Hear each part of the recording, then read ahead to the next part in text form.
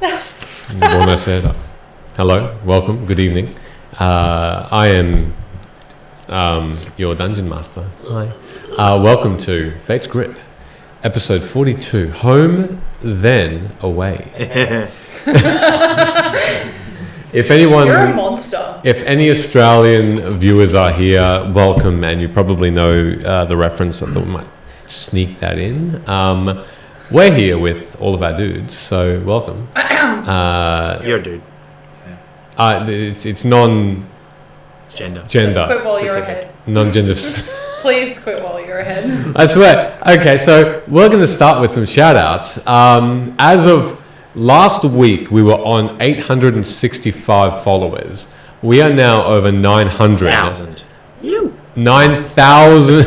It's over 9,000. We are 900 plus followers. So all I have to say is thank you, everybody who's following us on Twitter. Thank you, Thorums5, for putting so much effort into doing our social medias and such. So we're super grateful to have you with us, and we hope you enjoy this content. We hope to make it to 1,000, and we might have some amazing stuff happening. But speaking of amazing stuff, because of our 900 followers, we might ask Thorum. Can you tell me a bit about what you'd like to shout out this evening? Yeah, so thanks once again to our amazing sponsors over at Kraken Dice. We get to give away some awesome merch. So this is a Bloodbath Titan D20, a 55mm behemoth of a dice, and we're going to be giving that away pretty much straight away now. We're going to have a tweet go live, which will be pinned at the top. All you have to do is make sure you're following us, make sure you like and retweet that tweet, and you'll go in the running for this bad boy.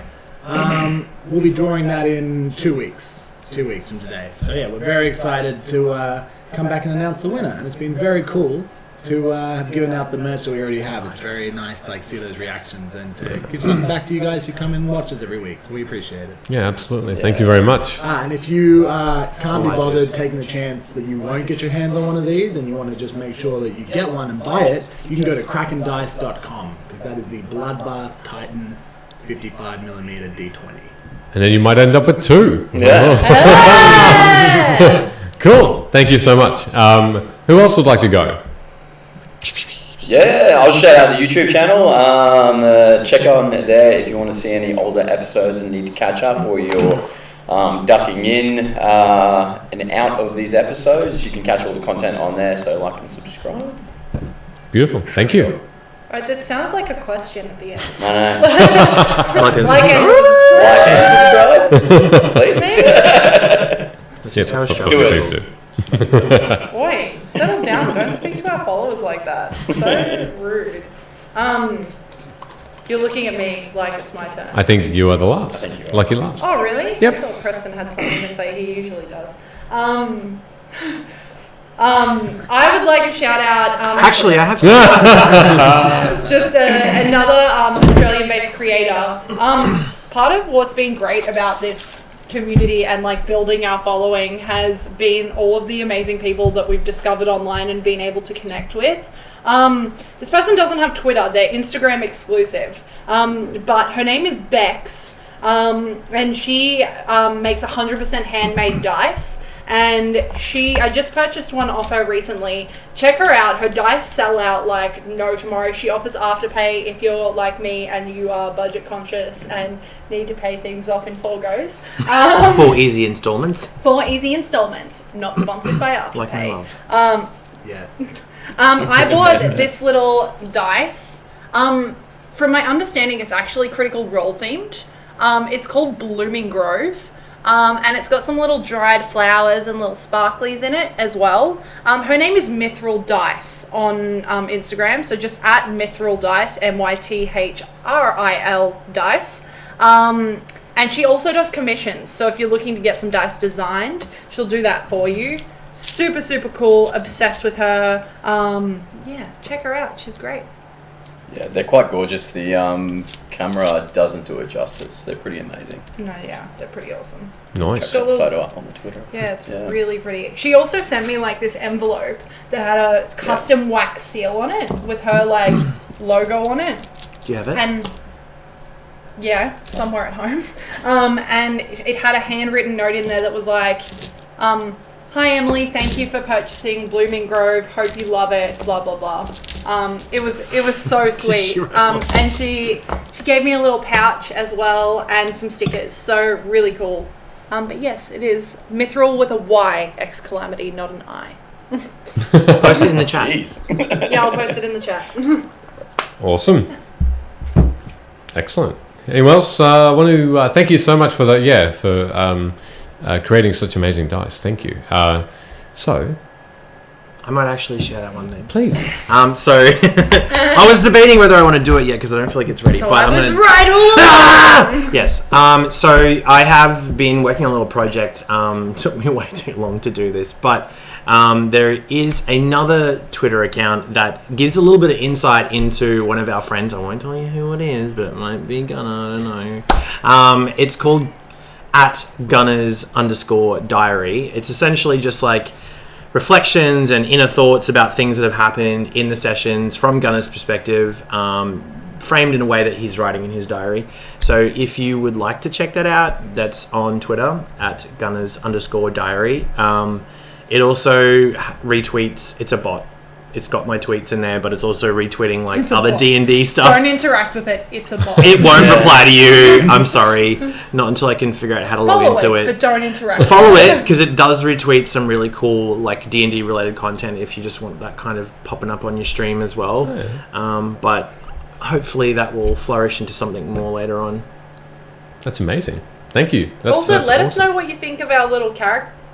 He's already at 77 followers. Character cards. Really? He's already at 77 It's followers and I've done nothing. Is it this They're all way? other bots. They're all Right. bots. No, Yeah. it's this way. Is it me? I'm here. Amara has made, as you all can see now, this awesome looping video of Right there. your characters, who you're actually watching, And their characters. what they look like, and their stats. So, obviously, shouting out Meeples and Dragons in there as well, our amazing friends.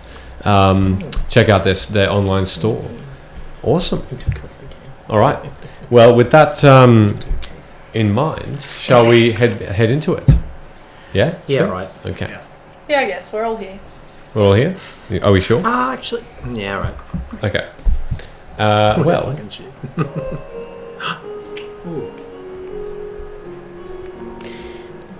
let's start with episode 42, Home Then Away. Now, recapping... Oh, God. With you each day. Why did I actually do that? So, where we left off. Thorum's 5 investigated the Feld Warforged after a heated battle as it destroyed and decimated and killed some populace. Found nothing that could have been the why behind its existence or who built it, though it was thought to be a distraction for something else occurring in Sharn. You all dusted yourself off and gathered yourselves, making your way with Fariso, who met with you after the battle, to King Borinel's castle, the floating, massive brick and wood structure where music and fantastical paintings were beheld. You went to his room, a private room down a long, unguarded hallway, and Thorum, with his newfound power through Ado and the mace, broke through the disease dangers and cured him of the Red Death. He thanked you and rewarded you with Pilus Tower, a home for you to own and keep, with cornfield surrounds and servants paid for by the crown.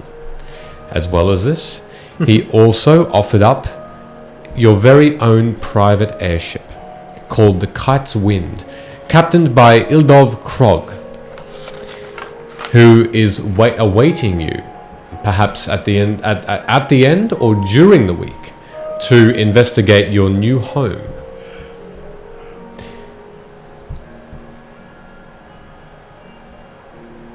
You spoke with Farisa for some time longer, and then left the castle, deciding to follow the tasks set by the drow Valavim, and to destroy her sister in the Underdark of the Maror Holds, and all the while Rook being followed by a love-struck Dench with adoring intentions.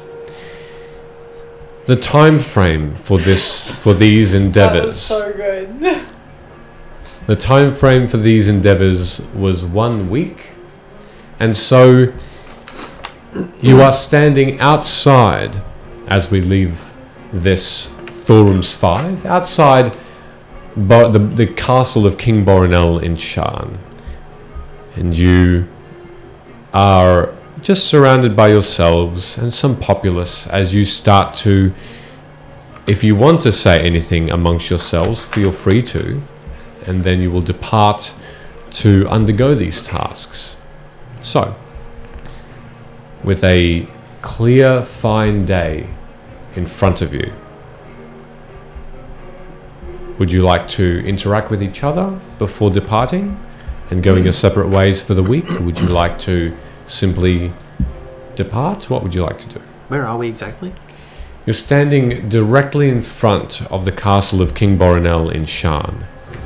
So you're almost in the very, very center of Upper Central. That was not expected. I didn't expect that. Expect what? He gave us a house. I mean, I'm not really. I don't know if that's gonna really help us, but what I wanted was his support on that mission. You know, I'm not really. I guess we can just figure it out ourselves. That seems to be what we're always required to do. Do we think we're just gonna go in and fight these things, or are we gonna try and be a little smarter about it? Oh, I think we should definitely look into some stuff. I don't want to walk into a wall. I had some War. A war, or a wall, or both. Either is not ideal. I'm tired. That's fair. I mean, I was planning on maybe going and doing some research. Yeah. Being prepared for what we're about to do, I think, is important. I myself am going to liaison with some friends here to see what equipment we can gather for our journey. Oh, who's your friend? I have a friend that used to serve with us in the Chimera called Purbak. He's an inventor. He may have something of note. What's a chimera? It was the group I was with. Oh, is that an army? No. Oh, cool. What do you guys think? What are you gonna do? I was probably gonna visit my temple for a little bit and just, I don't know. Meditate? Well, it was a good suggestion that I should probably reconnect with my God a little bit. And also, I feel like I've been through a lot and I just kind of need to recenter myself a little bit. I feel like I'm almost off balance. I just need to That's weird because you have really good balance. Thank you. I also wouldn't mind getting something pointy. I fight with my fists and my staff at the moment, but it would be cool to have something sharp. Yeah, I could go buy some stuff too. There's a lot of places that I've seen when we've been here that I'm like, oh, I want to go there, but we've been busy. I would like to go see those places. Maybe. What about you, Thora? I'm also going to go and revisit my temple and see if I can squeeze any gold out of them. What? Yes. Your temple gives out gold? They might give me some gold. I'm a cleric of their faith. It's really strange. My monastery doesn't really give out gold. Well, that's unfortunate. How do they pay for stuff? I've never really thought of that. Someone's getting gold. I think sometimes they rely on donations. And yeah, we do too.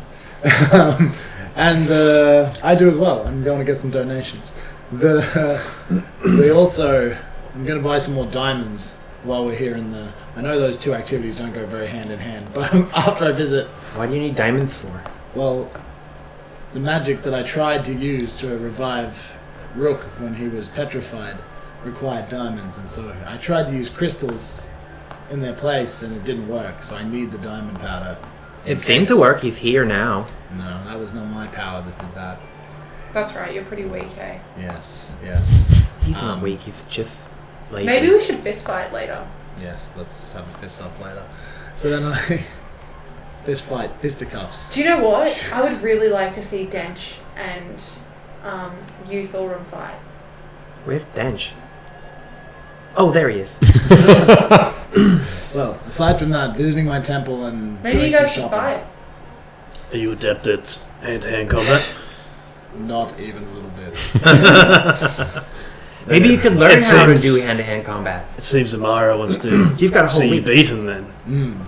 You've got a whole week to learn. Maybe you could learn in the week that we have. Yes, I could, but I was not busy doing things that will help us not die in the future. I could spend a week learning how to get my ass kicked. Maybe you could come to my temple and I could teach you how to fight. Yeah. Perhaps after I go to mine, we could visit yours. Nah. Nah. Did you like that? That was my Thorem impression. I thought it was Thorum. But Performance. aside from that, I'll have a lot of free time this week. What about you, Dench? I think I'll be getting acquainted with some of the bars and the cogs. And maybe before you leave, Amara, if I could have a word.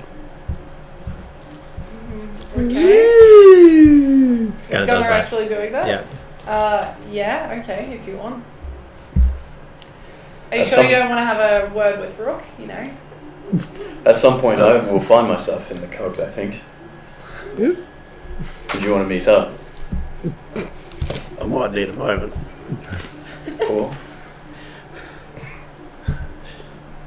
I had some pretty strong feelings there that I'm a bit confused about, mate. And I think I need a moment without you bugging me.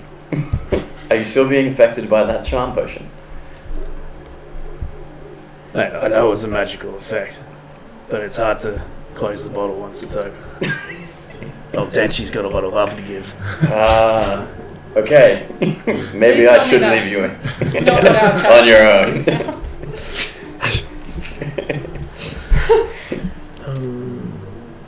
So, I have a question. I'm trying to remember the name of it now. In the cogs, the Cog and Fresh. That was it. Who's taking care of that? I believe Olix had a Like a second in command. right? yeah. A brother. Wasn't it a brother? Yeah, was it a brother? I thought he went out off to go see him, though. Yeah. Isn't that why he left? No, he left to go to Barclay's place. His new tavern. So Thorum was on track. So Orlix's brother. Michaela's like, you're all wrong. No, that's all right. It was a long time ago. Orlix's brother was going to be sent to the Cog and Fresh by Orlix to run the inn while Orlix went to Valinor to seek out the Galandian heads.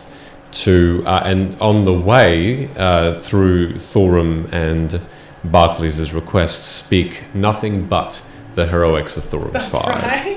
That's right. That's right. You should visit that place though. Cog and Fresh. It's good.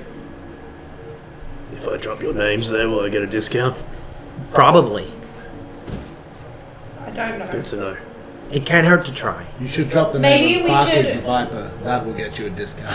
Maybe we should all decide on an inn or a tavern that we could sleep at, so that we all know where each other is. Cog and Fresh then. I'd say the Cog and Fresh. We all know where it It's is. a long way. You go somewhere else. At least then, every night we're going back to the same place, and we can see each other if we have to. The Cog and Fresh, isn't it free for us to stay there? I think so. That's not where we paid for a month, though, is it? Or whatever that. No, that was the Golden Dragon. Maybe we could go to the Golden Yes, Dragon. we should go where we've paid. Is Yeah. that the Golden Dragon? Yes. In Gold to Sun. Golden Sun. That was something else I'm thinking of. I like the Golden Dragon better. Yeah, golden dragons are the best. You're right. Maybe we could rename it to the Golden Kips. I don't think that. I'm keen for that. I'm not sure if we've paid enough money to do that though. MVCDM just subscribed at tier 1. It's their 4th month subscribe. All right, Thank MVCDM. you. Thank Thank you you so so much. much. Oh, Thank so you. very kind of you. Thank you, MVCDM. There's Thank different you. tiers. Yeah, I don't know how that works. Subscribe at a high tier to get exclusive badges. That's not true. Don't do It's true. that. Yeah. No, it is. It They're actually up. is They're true. live. Mm. It's a tier 1, 2, and 3 badge. Yeah. Oh, okay. They are there. Go up. Shit. I didn't know that. Sorry. We're very tech. That's a lie. Don't do it. I thought you were talking about physical badges. I'm sorry. I don't know how Twitch works. Anyway, back in character. Why don't we go to the Golden Sun every night? Or at least name that our meeting place. That if we're going to rest, maybe somewhere that's not our monastery or our temple, Thorum. That's kind of our go back to. Yes, we should all at least as well agree to meet there the night before we go and meet this. Forgive me, Mikhail. What was the name of the drow that we're meeting at the Vala. gates? Vala, yeah. Vala. Before we meet Vala, we should definitely have a chance to speak amongst ourselves. We might not have a proper moment's privacy for a while. Okay. I won't be there on the last night. I'll be in the castle early, speaking to King Boronel. Very well. We'll take a note of anything you should know and slip it to you if it can't be spoken. Just like that. Ah, Trav Prime, dropping the bits. Thank you, mate. Thank you, Tribe Prime. Appreciate it. Much appreciated. Thank you. Full dancing. All of us? No, that's just Oh. what the little clovers look like. Ah, good. Thank you so much for the bits, Trav. So, Yeah. Okay, well, let's just do it. All right. as you Do what? What are we Alright. doing? Who's going where, when, why? I'm gonna go to my monastery. Okay. Can I come? If you want to, it's probably not going to be very fun for you.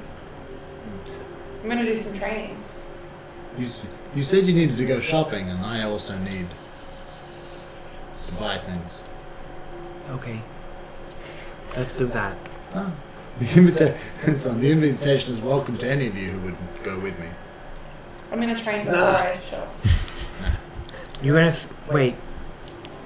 She wants to go to the shops too. Yeah, so but maybe. I'm going to train first. I'm going to go and train first. Shopping is, it's really just an extra thing. If I get time. How long will you be? I don't know. I might spend the whole week there. I haven't decided yet. Okay. I'm just going to go and Okay. a little bit. I do have to go see Ragav. Ragav's cell as well. Yeah, I want to go see Regav as well. Actually. Are you just gonna go off by yourself? Okay. I have to speak to him first. He has something to talk to me about. Okay, you guys can do that. Bye. Well, if you're going with him to see Raghav, then I will postpone my shopping until you go later in the week. He might buy something. No, I don't want to see Raghav. I'm gonna go to my temple instead. Let's go shopping. okay. So who's going shopping now? And are you going together? We're going to Regav. You're going to go Regav's immediately. I mean, yeah, I can do that first. Yeah. Okay.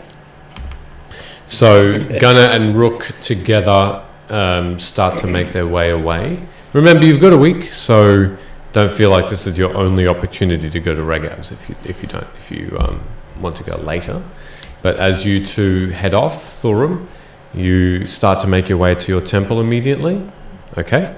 And then Amara and Dench, Guess you I'm are going left. back to talk to this guy. You're left by yourselves as Osei also decides to do her own thing and seek out places in the city, which she will then meet you all back at the end of the Golden Sun Golden Sun. So, as you were. Now that everyone's gone, you seem to have more of an affinity with Osei than the others. Can I ask you if you've noticed anything different about her since we fought the Warforged Titan?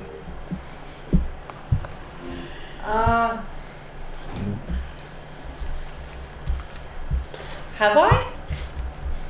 Is that a question I can ask you? What's that?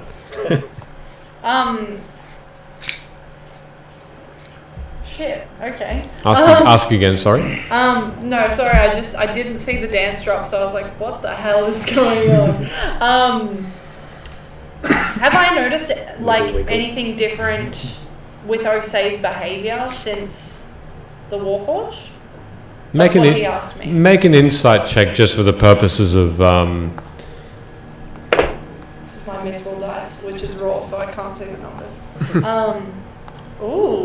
Ooh, that's a 20, not natural. Okay. Supernatural 20. During the battle, certainly, Osei's probably not really put as much effort into any other fighting by your side than what she had this time around. So it took more effort. She seemed to come out of her shell, as it were. You kind of got an inkling of Osei's true power in that battle, as you recall her bare hands tearing through metal and really not coming out any with even a graze. Yeah.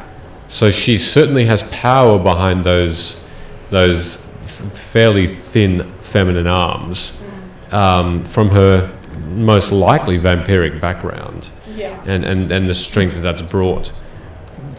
With that role, you also have an understanding of something. Osei doesn't seem to be affected by things that vampires usually are. Yeah. Vampires have a need, historically, in legend, to be away from the sun, to hide under cover, for the sun can cause some adverse effects. But you haven't seen any of these adverse effects come to play. Another weird but common thing that you've read is that they need to seek permission to enter an abode somewhere before entering. Okay. Osei's just walked in. Two quite odd things that a vampire like Osei should be doing, but has not. I'd just like to say that John the Dragon just subscribed for his 4th month in a row as well. John Hello, the Dragon, thank you so very much. much. Yeah. Much appreciated. Thank you. Hope you like the rolling The rolling promo. rolling promo, exactly. Thank you very much. So those are, in terms of her actual behaviours, ferocity during the battle, but otherwise a calm, almost mirthfulness outside of that. She doesn't seem to be concerned too much with her own, with the story she told about her being chased, hunted. Yeah. Okay. Is this like different behaviour from what I've generally noticed from her, or is this just like, hey, she's the same old Osei? Same. Okay. Haven't noticed anything different, if that's what you're asking. She's not acting weird. No one else seemed to notice or react after the fight. I did see a hand reach out of the shadows and a brief green flash that seemed to, I guess, make her slightly wince, like maybe a magical effect had hit her. But I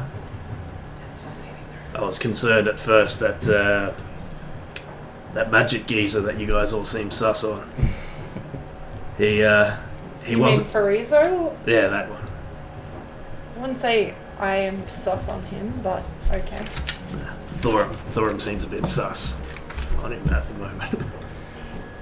But I checked to see if the hand resembled his when I met him next, but I don't think it was his. I just thought it's something you seem to have shown concern for her in the past, where the others haven't as much. Okay. I thought this might be something you'd be interested in knowing. If something has, I guess,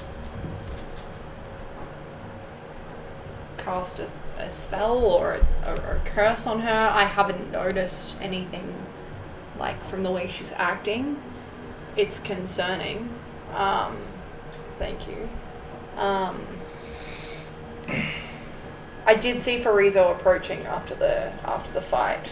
So if it was him, if he was nearby when you saw this happen, then he would have had to probably be nearby and then not be nearby again. So From what I can tell, it wasn't his arm that I saw come from the shadows.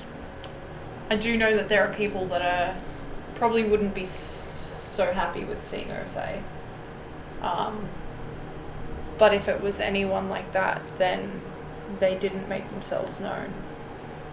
Except to you. It was a brief moment I caught from the corner of my eye. No one else seemed to react, but I just thought this information might be something... It's worth keeping an eye on. Thank you, Dench. Uh, What are you going to do? I'm going to get acquainted with some rum.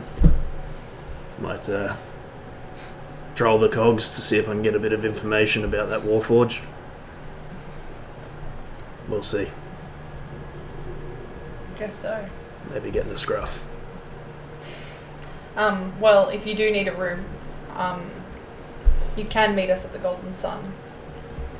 We have a few rooms there. I dare say that if I'm going to my monastery, I'm probably going to be staying there, so you can take my room if you want. If I need it, I will. Thank you. Do I have my room key on me still? Do we all have our room key? You sure do. I'm gonna be like, I'm gonna give this to you, but if you lose it, I'm gonna be very upset. And I'm just going to intentionally drop it.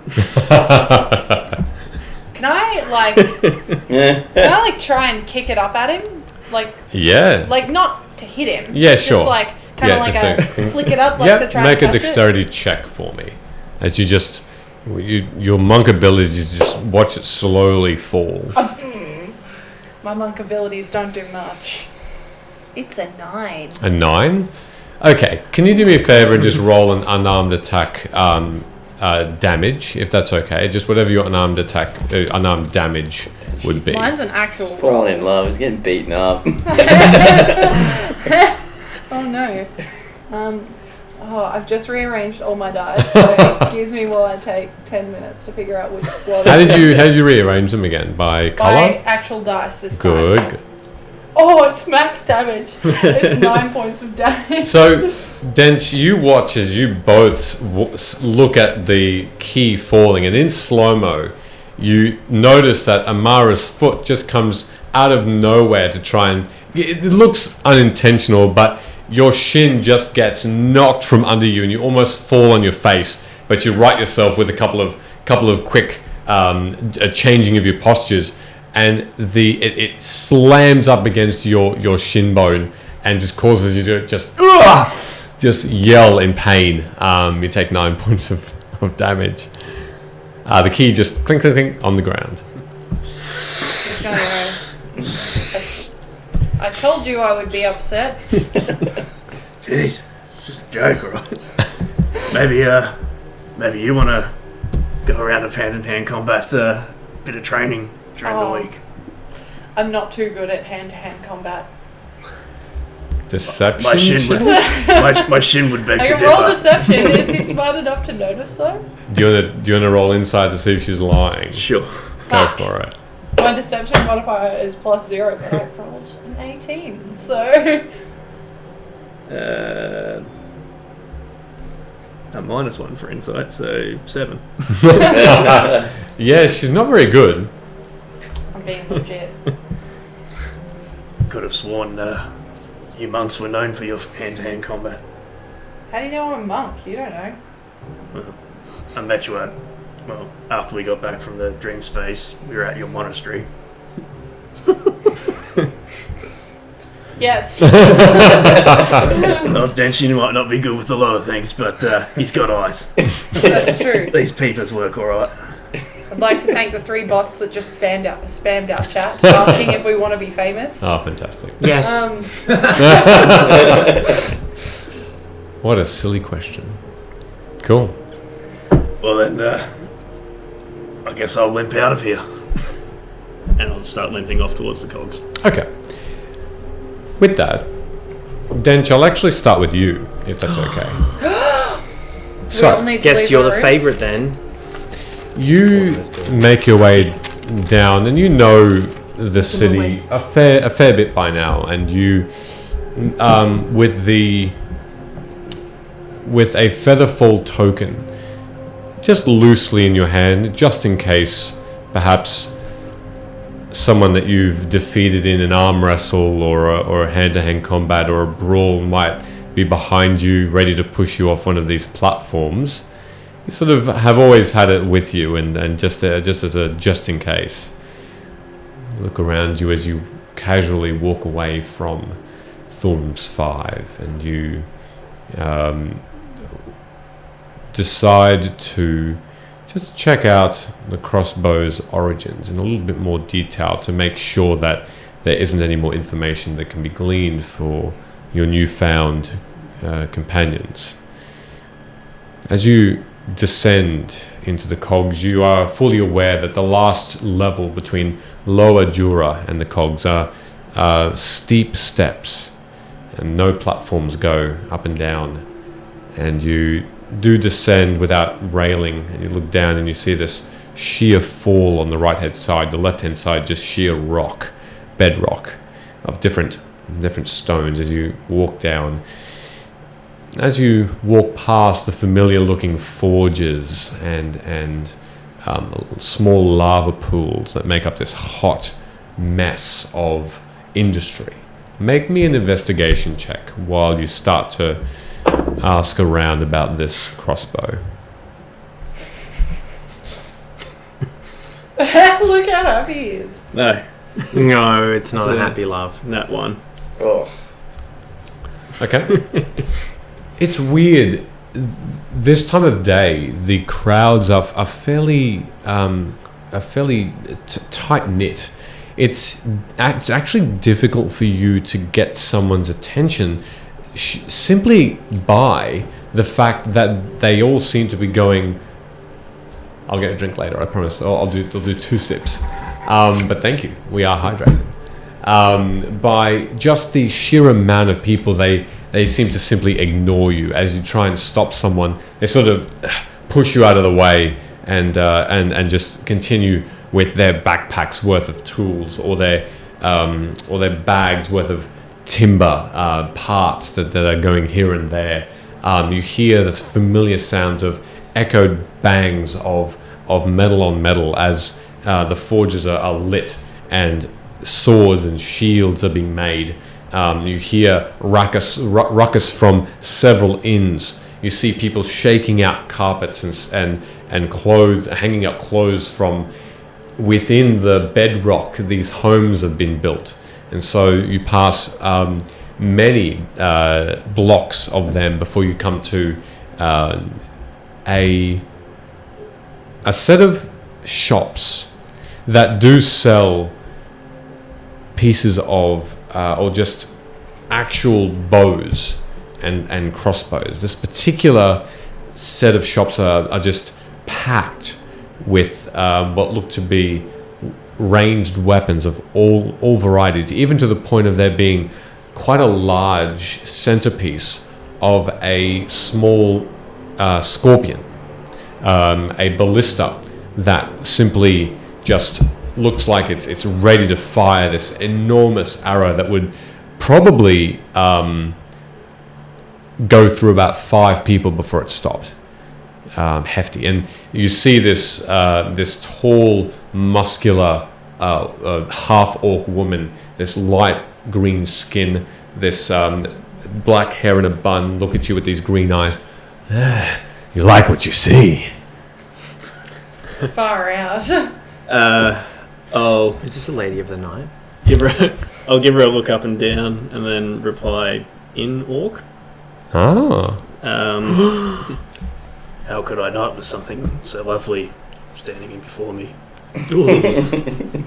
So it gives you a bit of a smirk, and these sharp teeth emerge, and she says, "Perhaps we'll talk later. But business as usual. What is it you want?" I hear the Warforged in this area make a good ranged weapon. I was wondering. I make if better. I'm sure you do. But I came across a Warforged on my travels. He was carrying a certain crossbow signed. The smith signed it with the face of a Warforged as his signature. The wood seemed to have been from the Mournlands. I hear this is good quality wood for the crossbows. I'm sure your wares are good. I might actually look at yours and see if they compare, and ask you if you know of the smith who has forged this bow. May I?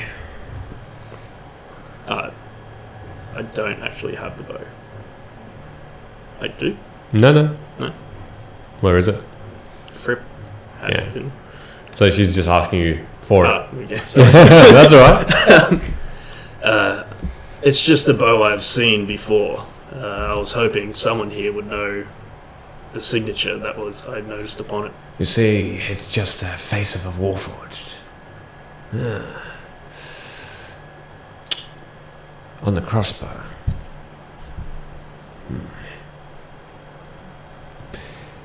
There are many manufacturers of such a thing. Yeah, of crossbows, that is. But the only one that I would know that would put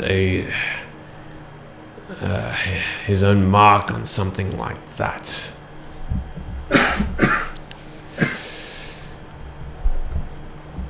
His name is Think. He is a Warforged. He's down the ways, probably about 10 or so minutes walk. On the right. I believe that's his mark, if the description is accurate. That's good information to know. Now, may I actually have a look at your wares, your crossbows? Of course. How much are you looking to spend?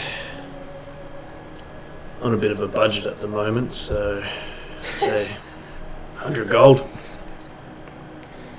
That's a budget. And she simply, with her large muscular green hand, points over to the scorpion, and she says, "I can sell this one to you for a mere 85 gold. You look like you're strong enough to carry it. That can probably go through about 10 men before it starts to slow. Otherwise," and she goes over to what looks to be a large two-handed metal crossbow. And this is something that even she is struggling to pick up. And it's made of just hundreds and hundreds of fine, almost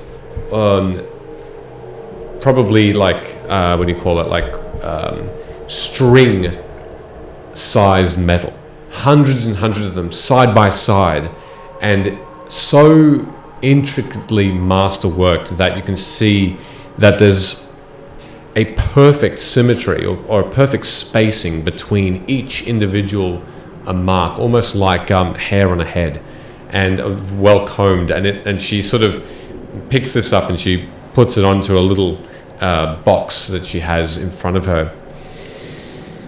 Yeah. This one, it's 120 gold pieces, a little above your budget. But if you've got 100 gold to spend, why not spend an extra 20 gold more to get a magical crossbow? Well, this piece of kit definitely has qualities of its forger. Very lovely piece indeed. I think you've convinced me. You don't even want to know what it does. pierces armor, I would assume. It does. It pushes them as well. It can make them fly. I'm sure I could find a use for that rather soon, actually. I'll purchase this. All right. She hands it to you. This shiny, light, shiny metal, almost mithril in its sheen of a crossbow. So mark off 120 gold. Can I just quickly say, NVC DM just gifted X Calamity a subscription. Aww. But what's important about this is it actually tells us how many subs NVC DM has gifted overall. Right. Does it? So far, NVC DM has gifted us 26 subs for our channel.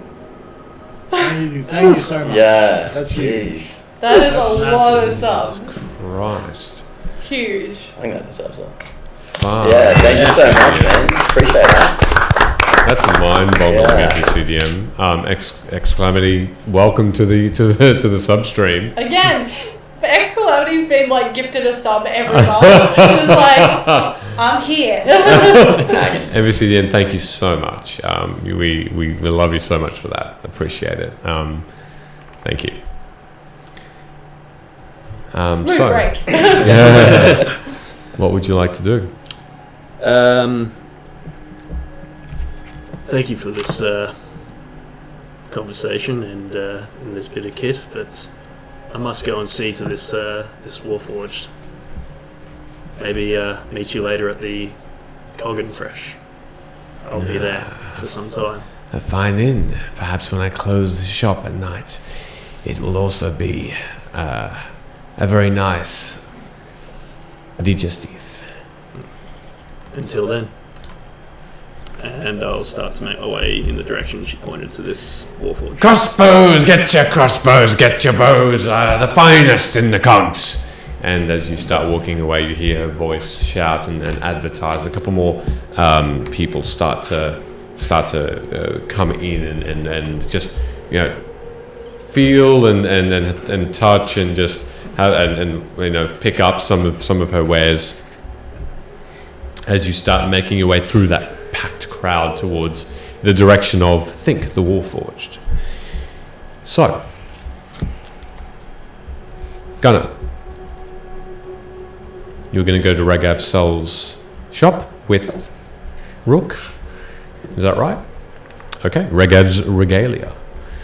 As you ascend, in this regard, it's descend one level into the middle part of Shan. You make your way slowly but purposefully through a very busy day, one of rumour, one of hyperactivity as people just comment as you pass. Oh, did you see? Many died in Upper Central. Did you notice the Warforged?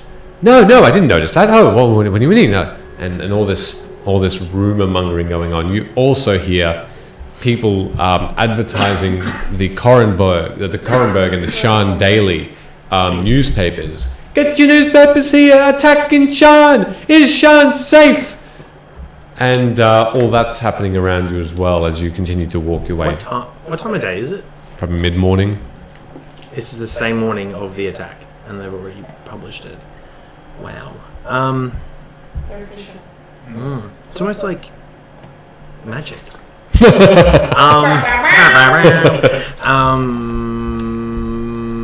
Should we buy them? I'm more interested in sending a note to Victor through Ragav. I wouldn't mind checking some of his wares for potions and things as well. I was talking about the paper. Oh, well, yeah, get one if you want. It would be interesting, to find out what they're saying. I mean, there was a lot of destruction. Well, that sector of the suburb, I think, was completely decimated by that. Yeah, I'm just worried that we might get blamed for it. No, I think we'll be fine. But information is information. It'd be interesting to see what they're saying.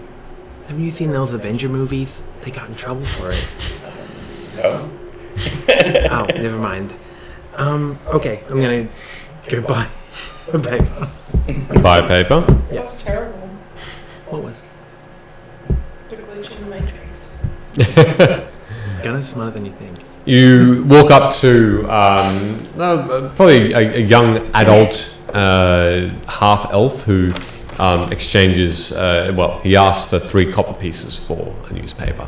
Copper pieces? Do I even have copper pieces? No. Do you have change? Yes. Okay. I have 3 copper pieces. I'll give him. No, this is funnier. I'll give him a gold coin. Give him a platinum coin. I was thinking about it. Do you have change for a gold coin? I don't, sir. That's fine. You keep it, and I'll take the. I'll walk away. He just stops. He's not shouting at all. He's just looking down at this gold piece. And you Rook, just notice him. Actually, can you give out however many free ones to the next people? Sure.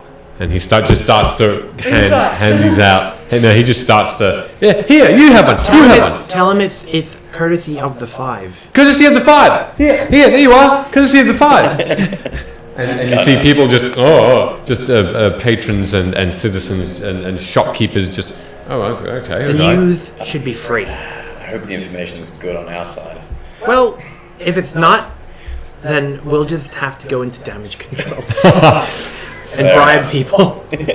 So, as you pick up the paper and as you're walking, you see the.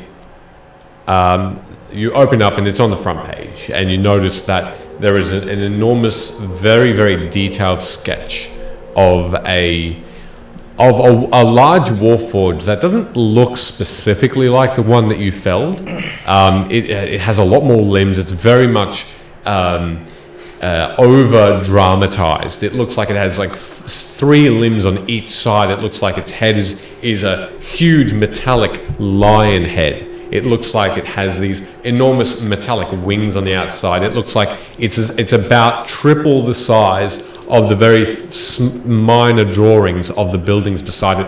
Very, very dramatized. And it reads, many, many dead. The population of central Shan is in shock as as a warforged of an unknown origin has decimated the majority of the upper central, and then it starts to list those that have perished.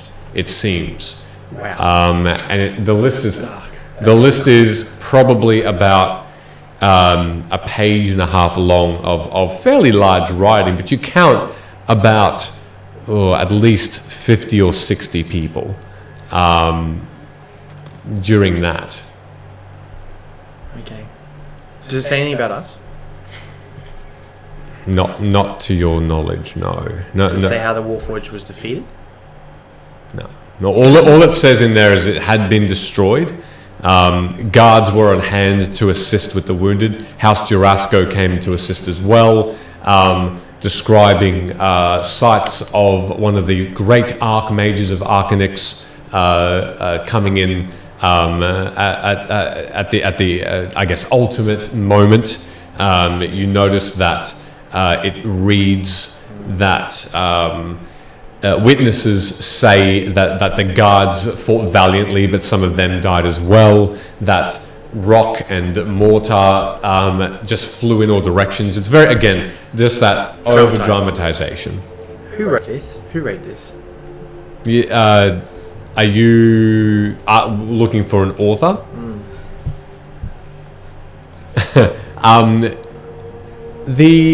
The author of, or there are many authors throughout that actually have their own little signature after each paragraph, but the majority of them seem to be simply marked Z.A. I'm sorry, I'll get it together. That's right. The chat's going off. Chat's popping. doesn't say anything about us at all. Like, at all. And what of Frieza? He's mentioned by name. Yep. By name. So are the guards. Well, I guess we're clear then. I mean, I don't want to be famous. I don't. Not really. But I think I've demonstrated that I do appreciate being appreciated. And this does not feel like we've been appreciated. Should we reroute to the newspaper? Was it ZA? ZA.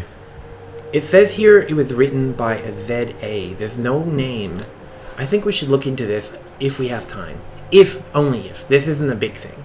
But something else... Feels like something else is going on here.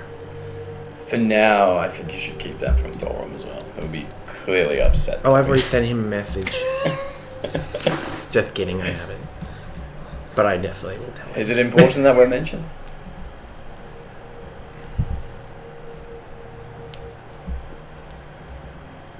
The guard can take the credit for it.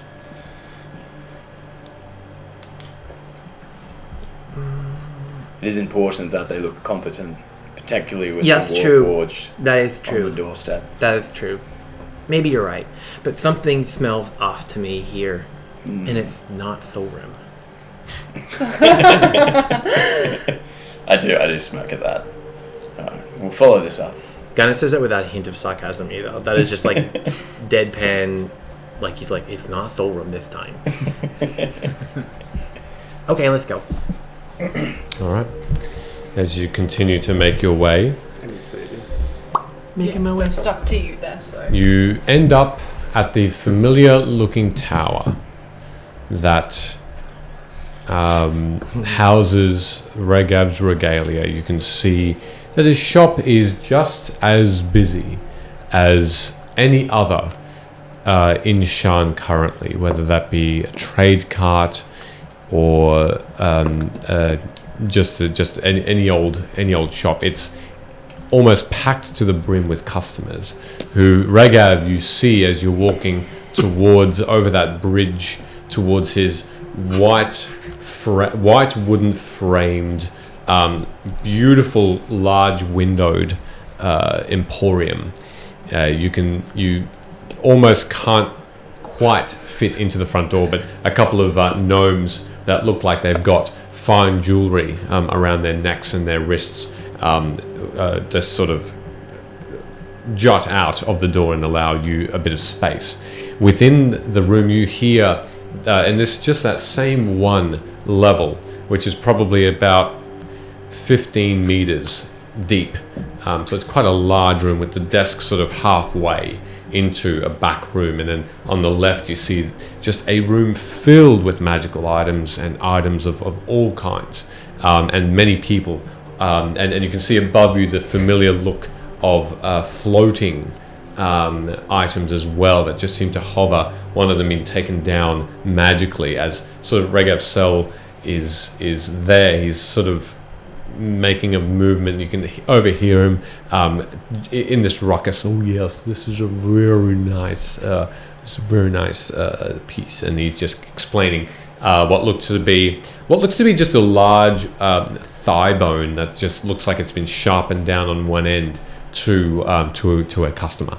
That looks like it has like a row of emeralds embedded on the outside of the large bit. What would you like to do? He looks busy. I'm sure he can make time for us. We did save his life a number of times. Yeah, we keep bringing that up. I Yeah. feel like that's not very humble of us. You're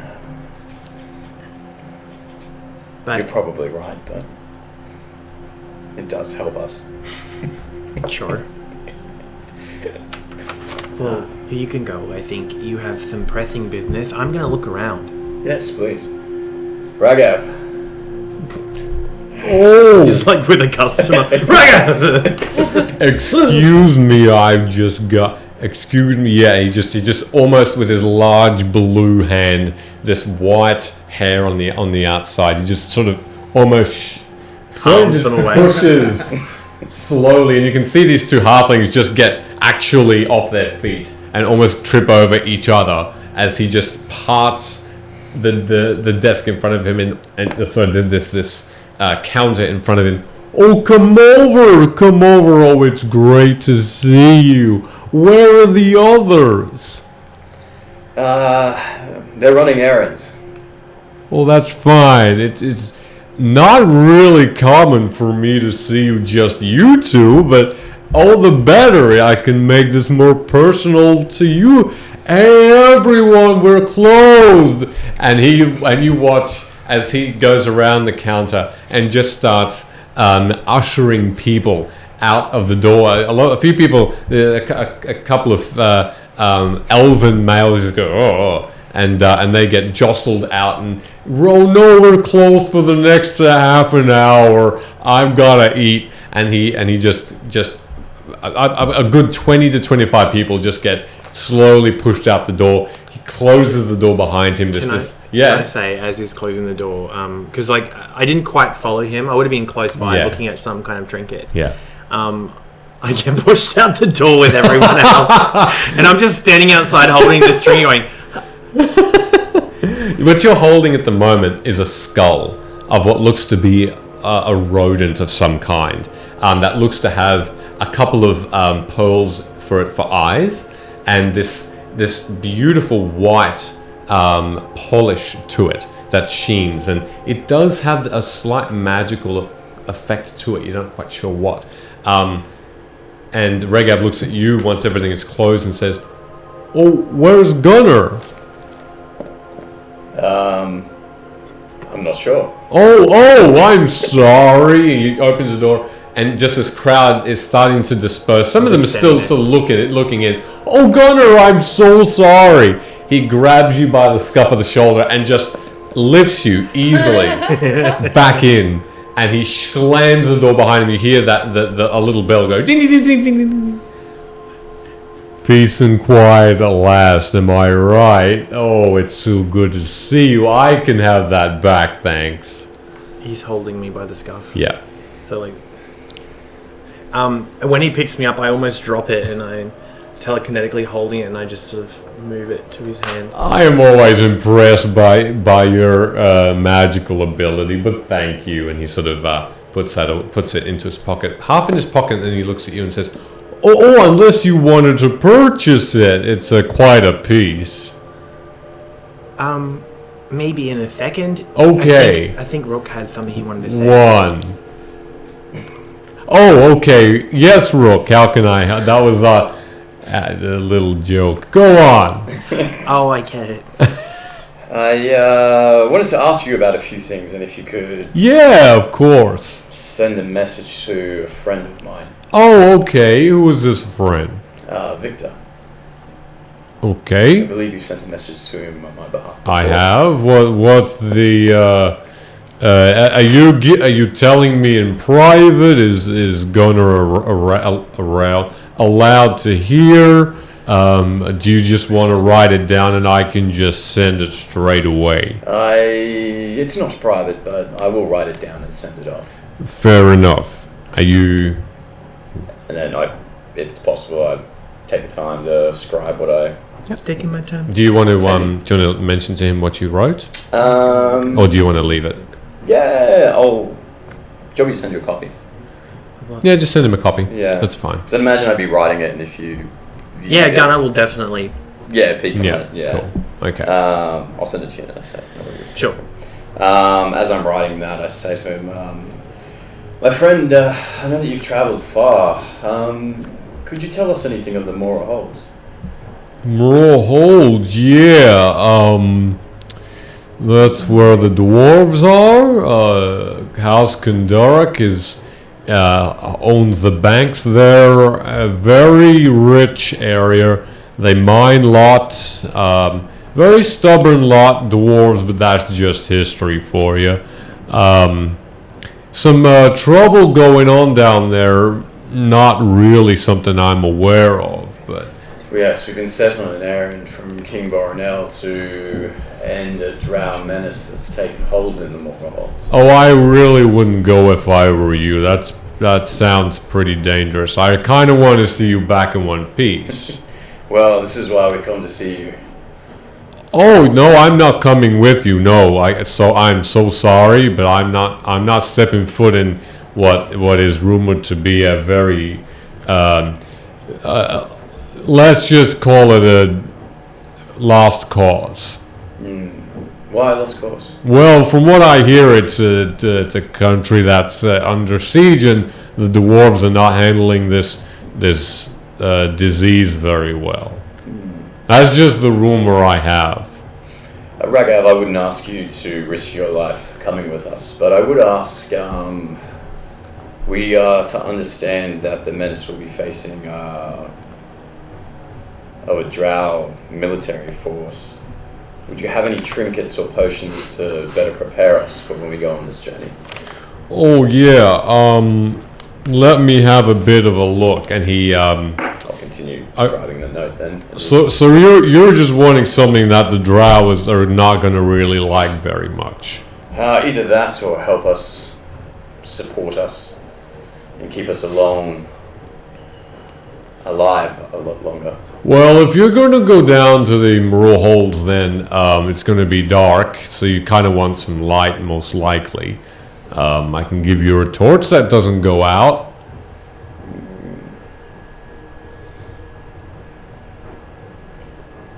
That's just one of many things I can offer. I'm just putting it out there.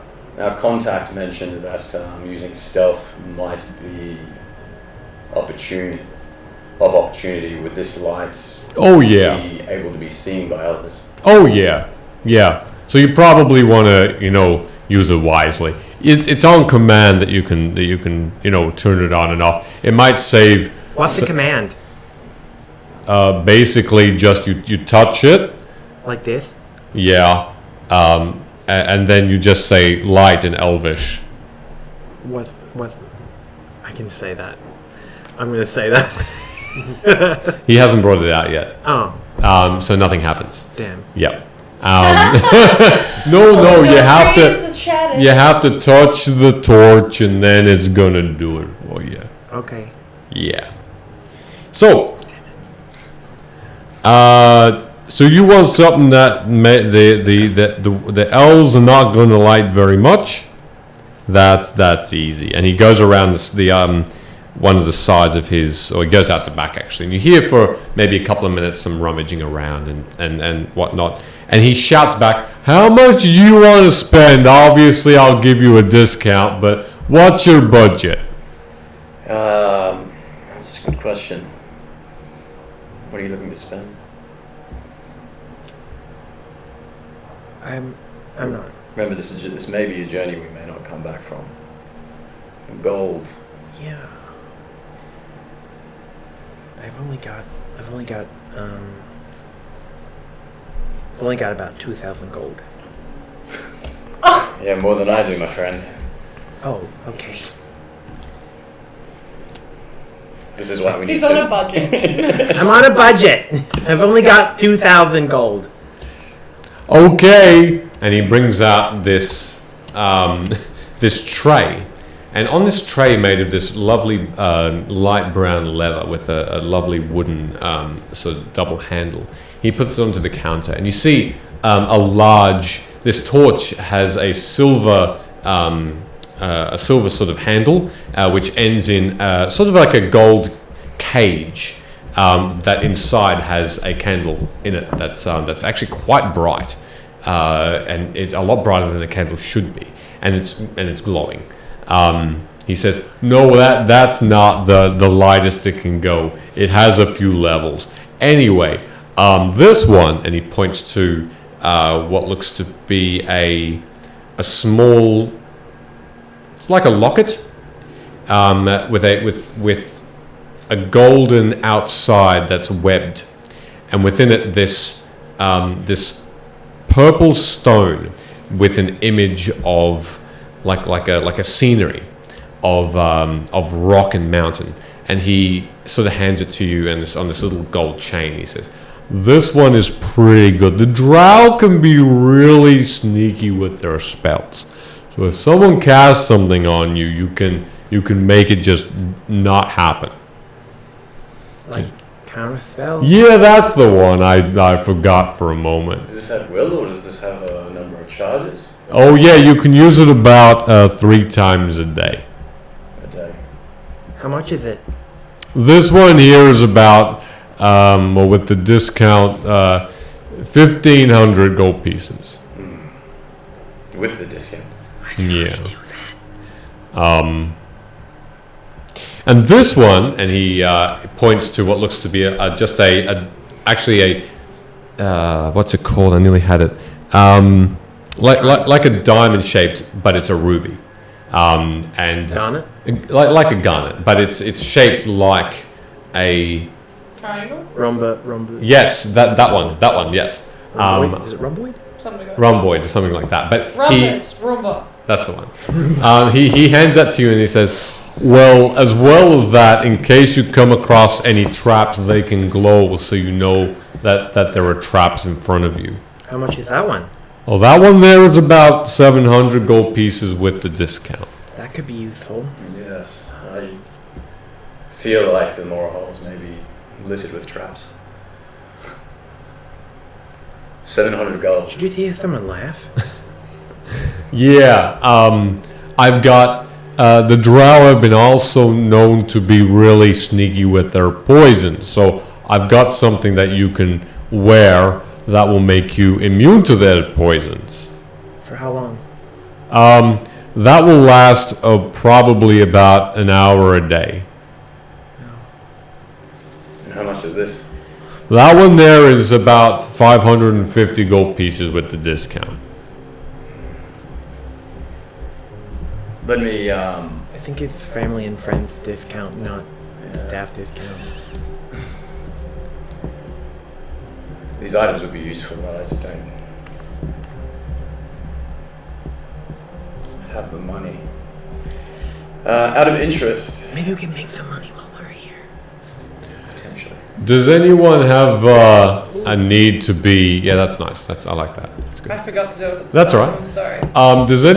Can anyone not see in the dark? Because I got something that can make you see in the dark. That would be. Is that those? Never mind. What is it? He points to what looks to be just a pair of spectacles, which have one triangle, sort of outside, and the other is like a hexagon. And one piece of the lens is sort of a purple hue, and the other is like a blue hue, almost like a 3D thing. 3D goggles. Yeah, and he says, and it's on a very thin gold frame. Oh yeah, this one here. It's 400 gold pieces, and it'll allow you to see in the dark. Probably as well as some of these drow. Can you see in the dark? I can't, but I turn to Gunnar.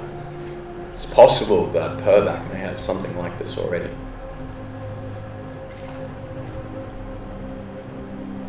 Okay. Well, I'm gonna look at Regosal like really quickly, and then back to Rook, and I'm gonna speak in your head. I was not gonna buy anything right now. I think I would have to have a think about it as well. I think maybe visiting Purback and seeing what he can provide to us. Are you playing out loud? I guess so. As if I'd spoken out loud. Okay. Yeah. Regev doesn't seem to take any interest. He's just sort of almost like someone waiting for customers to figure something out. He's just mindlessly moving these little trinkets around, just to neaten them up a little bit. Out of interest, there's maybe something that we'll have to return back and purchase. I know that you like to collect things off creatures. Plenty. I gathered these off of the colossal Warforged that we slayed just recently. I'm gonna pull out the 3 gold wires. Mm-hmm. Oh, I heard about that. That was you? Yes. Oh, that's just grand. I will tell everyone about it. Are you still calling yourselves Thorum's 5? No. Can I ask a question? Yeah. Do you think it's important that we are recognized? I mean, that's up to you. I mean, if it were you, would you want people to know? People know about me for my reputation. I don't really advertise too much, but We don't advertise either. But well, we did something pretty big, and I feel like it was glossed over. oh, But I don't know. Maybe something is going on, and anyway, I just thought I would ask. I don't really like. I don't want to be famous.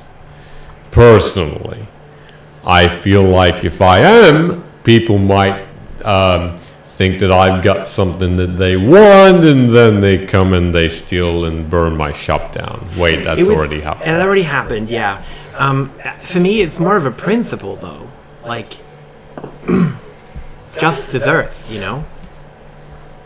Yeah, if you No deserve good deed it. goes yeah. If you deserve it, and you do, I know that firsthand, then of course people should know about you. They should sing your praises. Not so much praises, but like, it's almost like a lie by omitting it, you know? Yeah, It's like a half-truth. yeah. You don't want people expecting someone to turn up that won't. So when they ask for something, ask for heroes, they're gonna call for you. And that's nice. That's nice. Rook mentioned that he thinks it's better that the people trust in the guard, and I kind of agree with him. But what if they have trust and then they break that trust? They don't protect them. Well, that's the same question that the population might ask you if Sharon's in trouble and you're not there. That's why it's good to have the Yes. guards and have some heroes as well. I think that it's great that if Sharon gets to know who you are, but then is there a line? Maybe we should just watch next time. I must admit, it might be important to check the news. It was just like last time they did mention it, but this time it didn't. It's just weird, is all I'm saying. Something isn't right. Maybe because Anyway. Frieza was there? He was there last time, wasn't he? No, he wasn't. Maybe. Can you do anything with these? Oh yeah, how much do you want for them? How much would you provide? Well, let me see. And he takes one off of you if you let him. Yeah. So gives it, he sort of holds it on each end. There's a bit of a...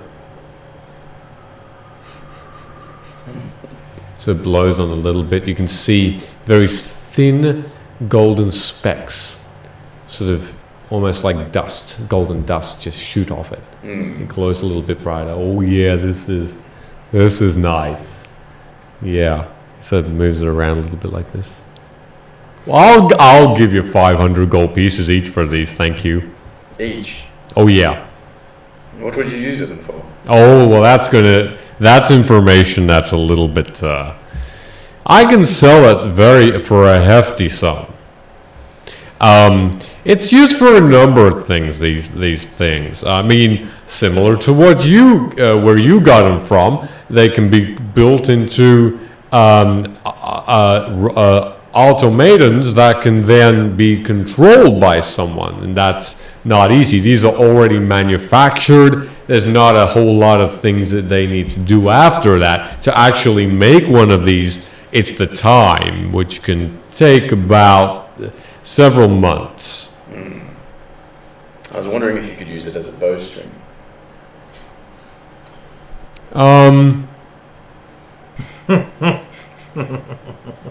I guess. If you want. I guess it can add a little bit of a touch more power to what you already have. It's not its first purpose, but you can. I'm not even sure if I can. And I show can him- make it. I show him the trick that I recently. Whoa! he watches this bow, the metallic bow comes out, juts out with this, and you're holding your fist tight with this metal. Oh, now that's nice.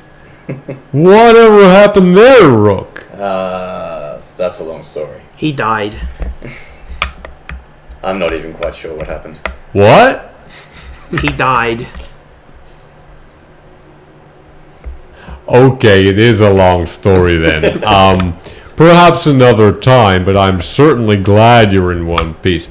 So, you want the bow to be attached to the string that's on your hand. And I look at it. Is there any way to be able to customize this thing, or is it? You don't know? Yeah. Are you asking, Ragav? Yeah. Sure. Why not? Sure, I can possibly do something for you. How much time have you got? Well, we have a week. Okay, I can probably, if you spend about half that time with me, but it'll probably be about 3 to 4 days before I can. Woo, and he sort of does this like weird thing in the air with his hands. Yeah. My friend, I would love that, but I don't think we have the time. Okay, I can try for 2, but then we may not get much sleep. Do you have anything else to do? I do, yeah. Okay. Is 2 days too much? How long of the week? Is it 5 or 7 days? Actually, Sounds like 7 days to me. Okay. So you have 3 days left over. What? No, he'll have 5. You said That, if we don't sleep, it'll be 2 days that I can make this thing happen. sleep is important. How much would this cost? Well, to attach, I've never done this, mind you, so this will be a first, and I don't have many firsts. So I'm going to provide half costs to that. What? You broke him. So, I'd probably just do it for like 100 gold pieces just to see what happens. Can I loop back to you and take you up on this offer? Sure. I think this is a good trade. If not, I'll give you the gold string. Okay. I'm done with this note now, and I hand it over. Mhm. How much? Oh, that one? No, I can do that for you. I thank you, my friend. He sort of takes it, and as he puts it up to his face, it's just disappeared. Completely disappears. He's probably got it now. Red. I'll check back with you to see if he replies throughout the week. What about I let you know? That would be fantastic. Okay. Do you know if the others have any potions on them? I have absolutely no idea. Maybe we should have taken stock of equipment. Yeah, we all kind of just left really quickly. Oh well. Would you have any healing or antidotes? Yeah, I've got antidotes like poison. I can. Drown normally. Sure, I can sell you poison. I guess for most poisons, for about 30 gold pieces every vial. And the health potions, the greater health potions, I can give you for 50 gold pieces every vial. I've got the normal. I can give those to you for 30 each. I got plenty of them. I'll take 3 greater healing potions and 2 antidotes. Okay. He goes at the back, rummages around, and brings those out in a beautiful closed case. So in total, 5, 10, 15, 3, 60, 210 gold in total. You got it. You got it. Gunnar, are you wanting anything while we're here? I just have one more question. If that's okay. Yes, it will turn you into a rat. I thought so. No, there was another question, actually. Sorry, I'm stuck on rat. So, I'm looking for information. Where's the best place to look for information? Like, is there a library in this city, or... Plenty, but I've got some books as well. I'm a collector. What do you need? I want to know a little bit more about the Drow, particularly the current, Like the hierarchy. yeah, that I guess. And I think since I last saw you, I met someone from my past, and he's trying to teach me some more stuff about my abilities, and I don't know if I can trust him. So I want to find out other sources of information about this. Psionics is something I need to know more about, and Just the psionic magic? yeah. Okay, I got some things for you.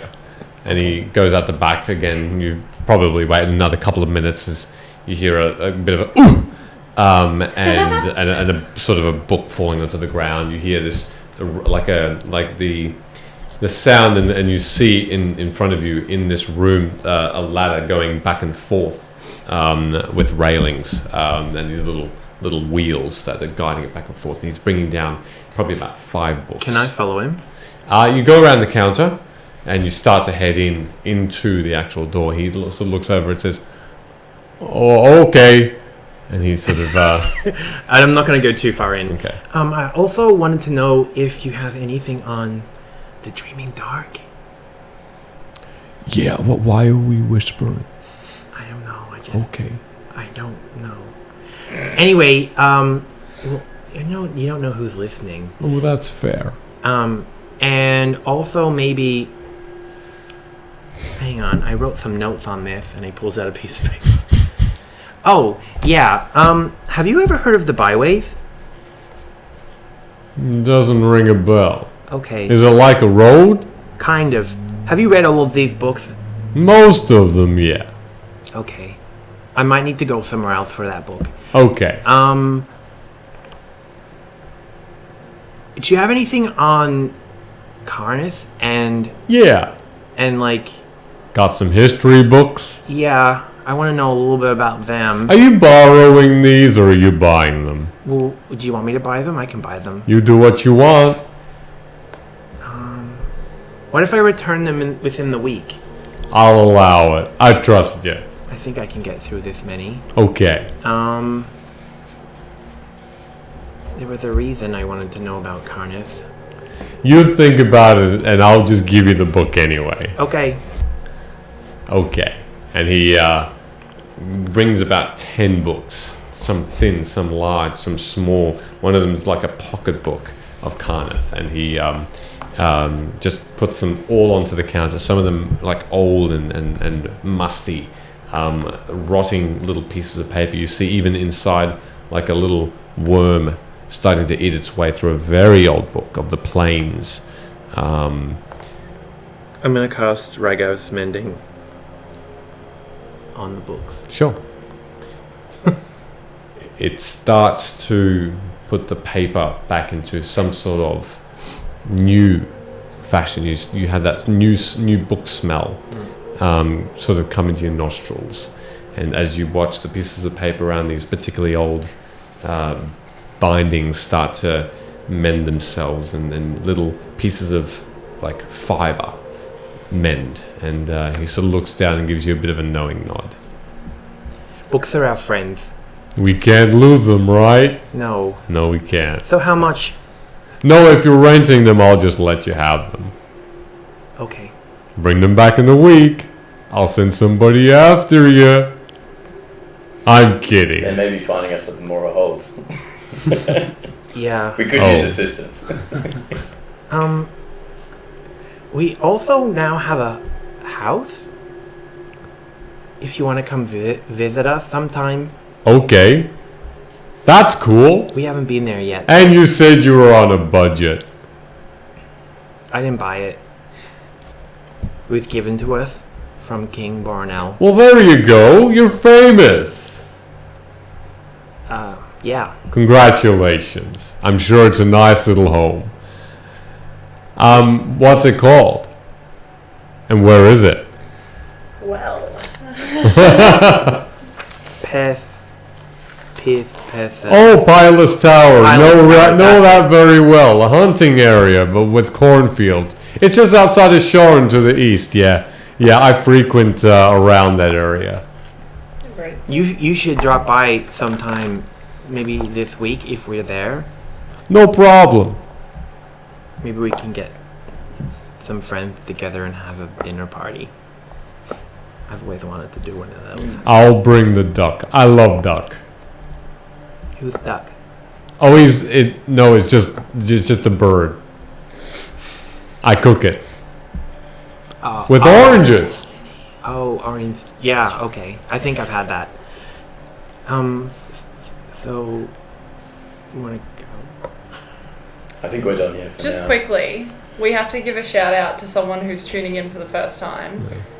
We know them quite well. Their name is Elliot. Welcome, Elliot. Hello. I like it. Thank you for watching. Thank you very much.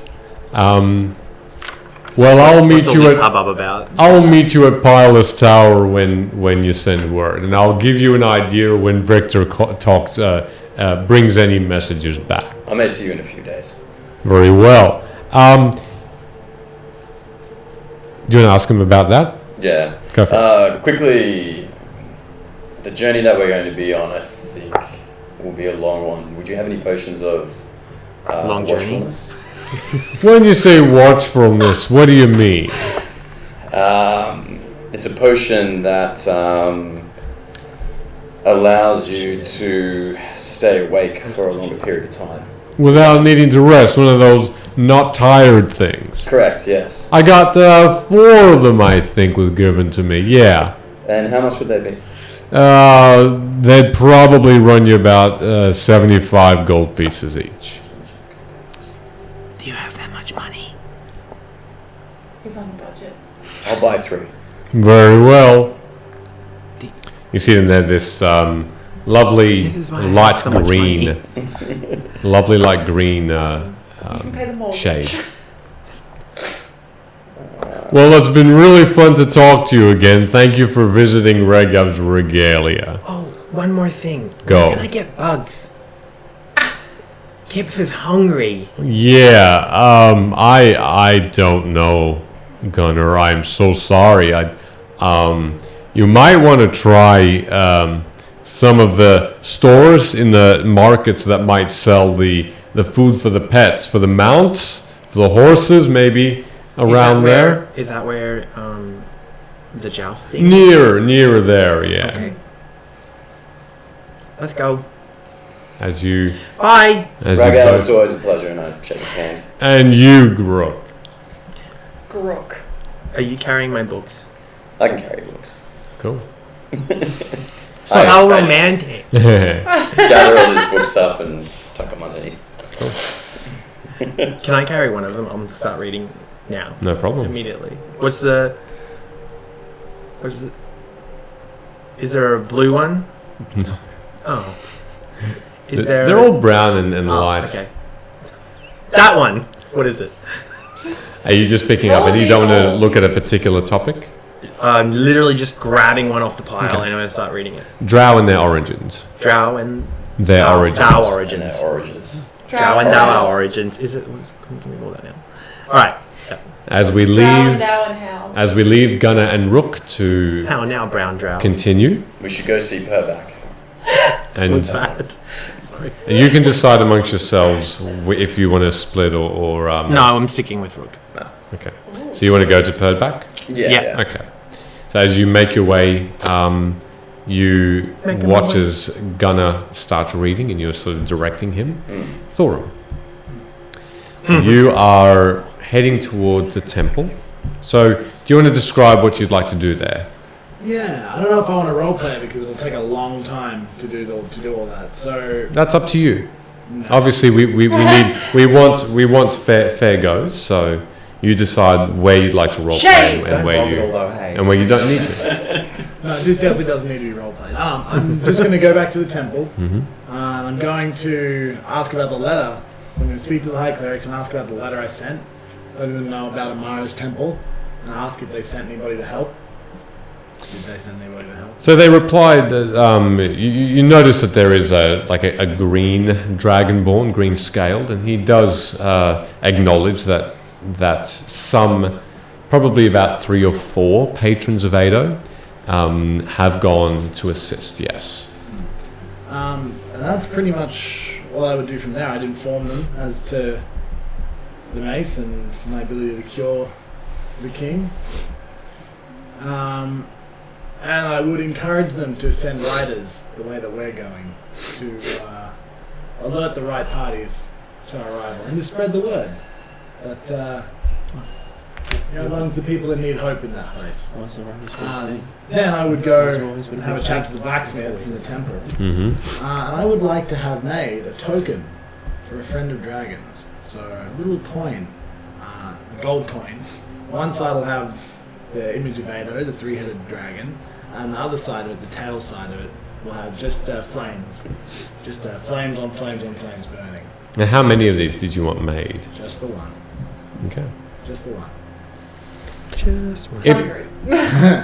For the purposes of the specific make of this coin, you'll probably need to come back around at the end of the day to have it sort of commissioned to you. It's going to also cost you 3 gold pieces to be specially made. Yeah, it's fine. Can I just melt down other gold pieces? Yep. For the materials? Yep. It's more just the intricate work on each side. Okay, lovely. Can they bring it to me can they just send it with a runner? Yeah. If you want to, that'll be included in the price. Yeah, perfect. And that's really all I would do there. The one thing that I will mention is when you show the mace to the green scaled dragonborn, the high cleric of this particular temple of Ado here, he does look at it a little bit. You notice that it's a little bit more of a suspicious look. And in Draconic, he does ask you as to more specifically how you came about the mace. Do you want to? I lie. What will your movements be there? So when he asked specifically about it, I'm going to tell him about how I was sleeping in my room and I was taken. This is all absolute lies. I was taken to a mountaintop. And there was a great roaring of fire and clouds in the sky, and Ado himself appeared before me. He said he's going to bestow this mace upon me so that I might do his good works. He actually said, "Mace me, Daddy." Yes. I leave that part out. And it was bestowed upon us so that we might do his will. Cool. Here in this place. All right. Deception check, please. Yeah. I thought so. Do it like double disadvantage.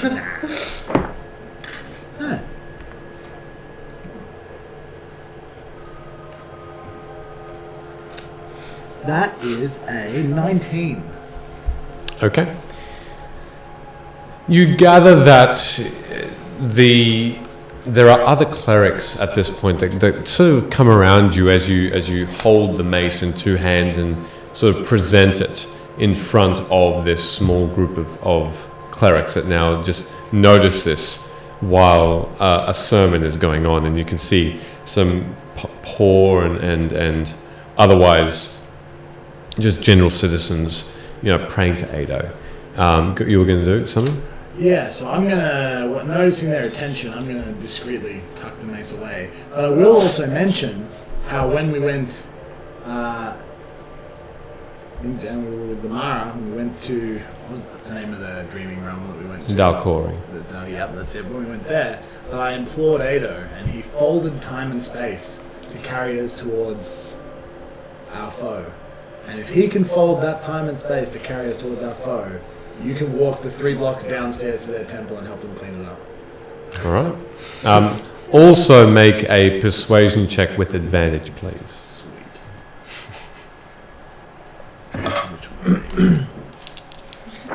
Which D20 you gonna use? Yours. No, can't roll that. Can't roll the giveaway dice. No, it's I an thought it was 18. No, I mean this one. I mean the stolen dice. I don't know. Yeah, We don't still dice here. 18. 18. Okay.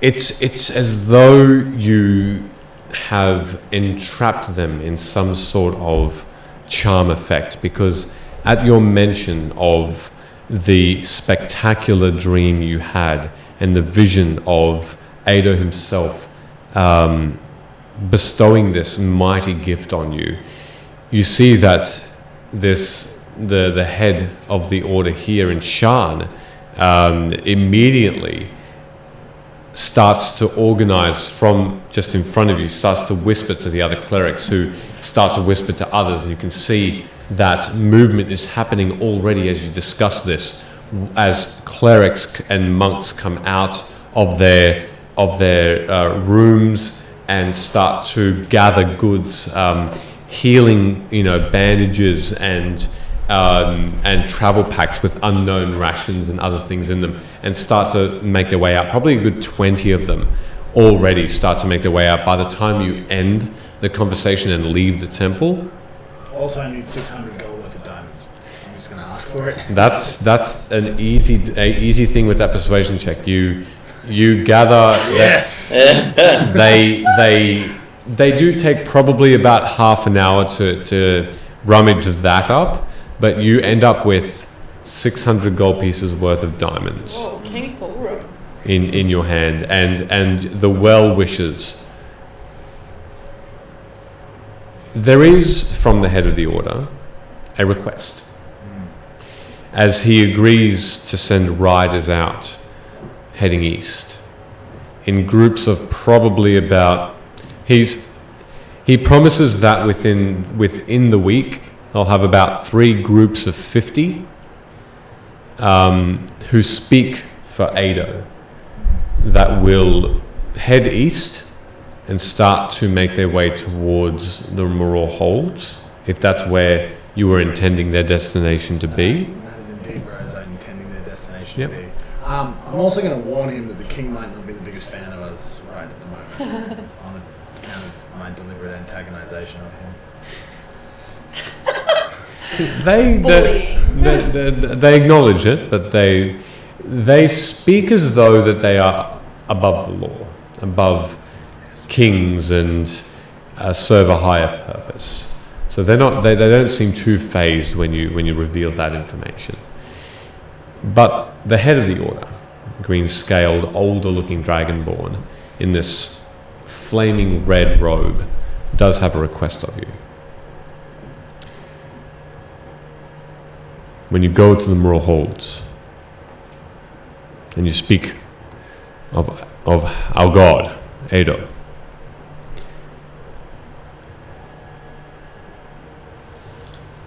would you feel comfortable with putting an end to those who suffer?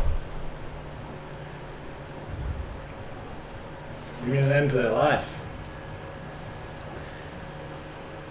That is correct.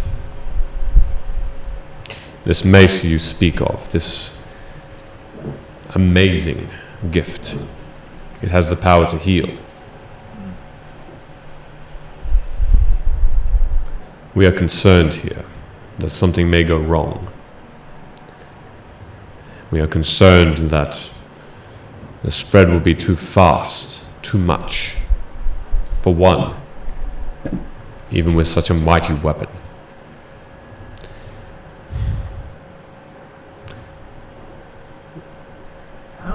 kill an entire country worth of infected. Perhaps on your travels, seek the advice of this through Ado. See if it can unleash anything more. Hold it close, for it is his. Do not let it stray. Do not lose it. But a word of warning. Also, do not get too close to it. We have never seen the like. It is new magic. We do not know what it could mean. What will it bring with it? There are many questions, as impressive as it is. We are also concerned for you, Thorum, but also for us. Be cautious. I'm thinking what you've said, brother, and I tuck the mace away and leave. What time of day is it? It's still by the stage about midday. Well, I'm going to head towards the scene of the battle. Okay. The scene of the Warforged battle. Okay. As you start to move towards that, once again, walking purposefully and in familiar surrounds, we are going to take a 10-minute break. Can I quickly shout something out? Yes, beforehand? please. Snazzy, who is actually from Cosmic Dice, has never been able to tune in live. But the reason that he can tune in live today is yesterday his wife had a baby. So congratulations to Snazzy and the fam. Yeah. On the new addition to the Yeah. family. Yay! That's amazing. Congratulations! Congratulations, guys. And congratulations for being able to catch us live Yeah. finally, rather than watching us on VODs. Obviously, the beautiful baby has not let you sleep. But thank you so much for joining. Congratulations! Yeah, that's amazing news. Cool. Yeah, Love 10 it. minutes. Let's have a Let's break. have a bit of a break. Yeah. It's 8. We'll make it 8:47. Sorry, 8:46 when we come back. So 8:46 we'll be back soon, and stick around. The tweet's up. See you soon. Bye.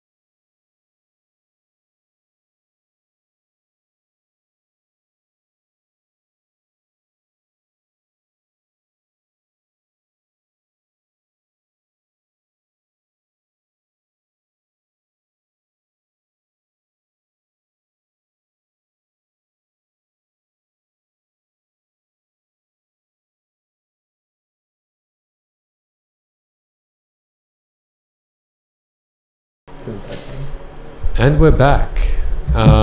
So, welcome. Thank you. And that was a really nice break. Big day. Yeah, we have air conditioning in our break room. Yeah. Now we are back in the beautiful heat. It's That's how much we love you guys. That's it. We want to stick I around. don't feel love or respect. Oh. Or anything or Okay, Gunnar. anyone. Okay. Big mood. Can you get that fan? Are you getting it? Oh, I thought you meant, can I pick it up and get it? No. Fucking hell. No? No water. I can Beautiful. feel it. In my water. Well, we're gonna bring it back in then, and we're going to kick off again with Thorin. So, as you leave It tells me thank you every time. your temple of Ada, with the warning given to you by the head of the order, what would you like to do? So I'm going to step out into the street and start to make my way. Downtown. I'm going to make my gonna get way old. towards the scene of the battle with the giant warforge. What do I see as I make my way downtown? You Just send me. end up you end up across the Beautiful. You end up across the bridge. You end up across the bridge and you head down into the scene, and in front of you is simply now just almost a crater. All of the pieces of metal, twisted parts of the Warforged, from a distance, mind you, looks like it's been taken away. The buildings look like they are still crumbled. Guards are still heavily around this place, but you can see that the majority, as you get a bit closer, the majority of the big pieces now have been moved by guards. House Jurasco, in their white and light yellow robes, are still tending to wounded that don't seem like they can move. How many wounded are there? Make an investigation check.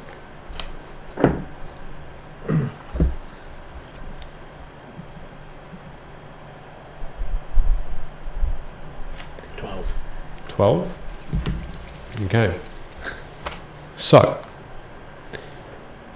looking around, you notice there are probably another 15 or so people that have guards and House Jurasco members around them, bandaging them up. A lot of them are on slats where they are just about. Some of them are just about to be picked up and moved away. You get closer and you notice that some people are beneath big stones that people have been unable to lift off, and they're just. You notice that some of them are still, some of them are breathing, but you have whatever the equivalent of the last blessings of whichever god that they are, that they worship, put on them as they as their last hope is possibly dashed.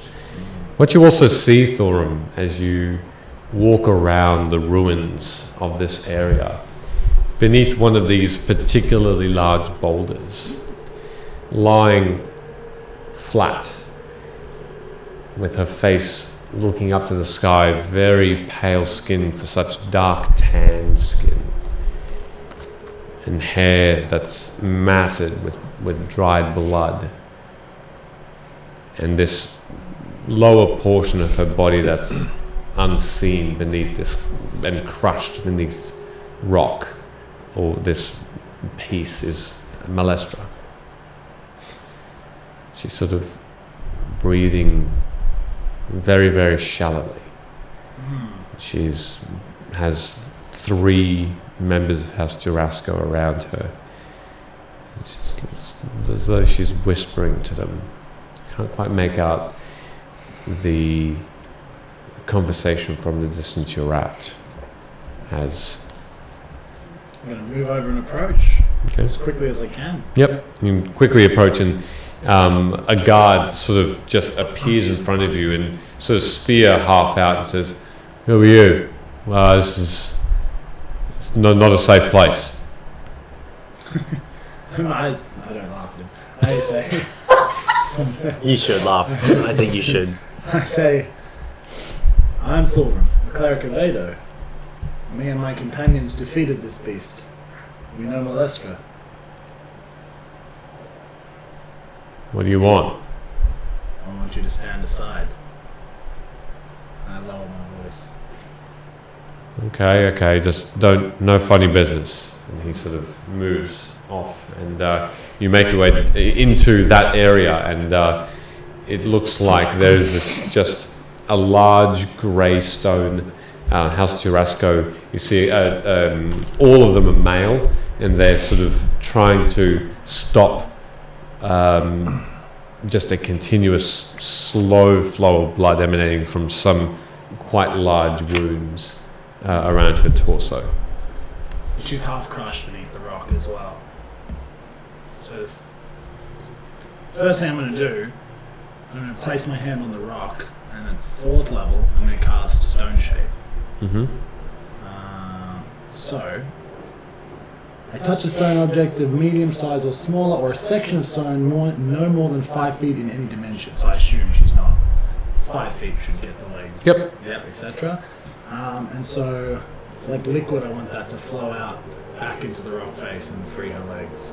Okay, so as you hold your hand out and focus on this, probably half the length of this large boulder, broken off one of the homes, it suddenly becomes completely fluid and is like water, moves away, and beneath it you see just decimation of her lower, from her waist down, these bones that are sticking out of her legs, and in fact it seems as though make a medicine check actually. It's not good. It's not good. You're the cleric. 4. Okay. He rolled a 1. You're not sure why, but as the rock becomes frees up her legs, you hear an audible as you see that her legs are have been pushed into the ground unnaturally. One of her legs is twisted upward, and blood is starting to flow even more so. And a member of House Tarasco looks over and says, "Why did you do that?" Before he can even get past the why, I'm going to hit her with the full Channel Divinity Preserve Life.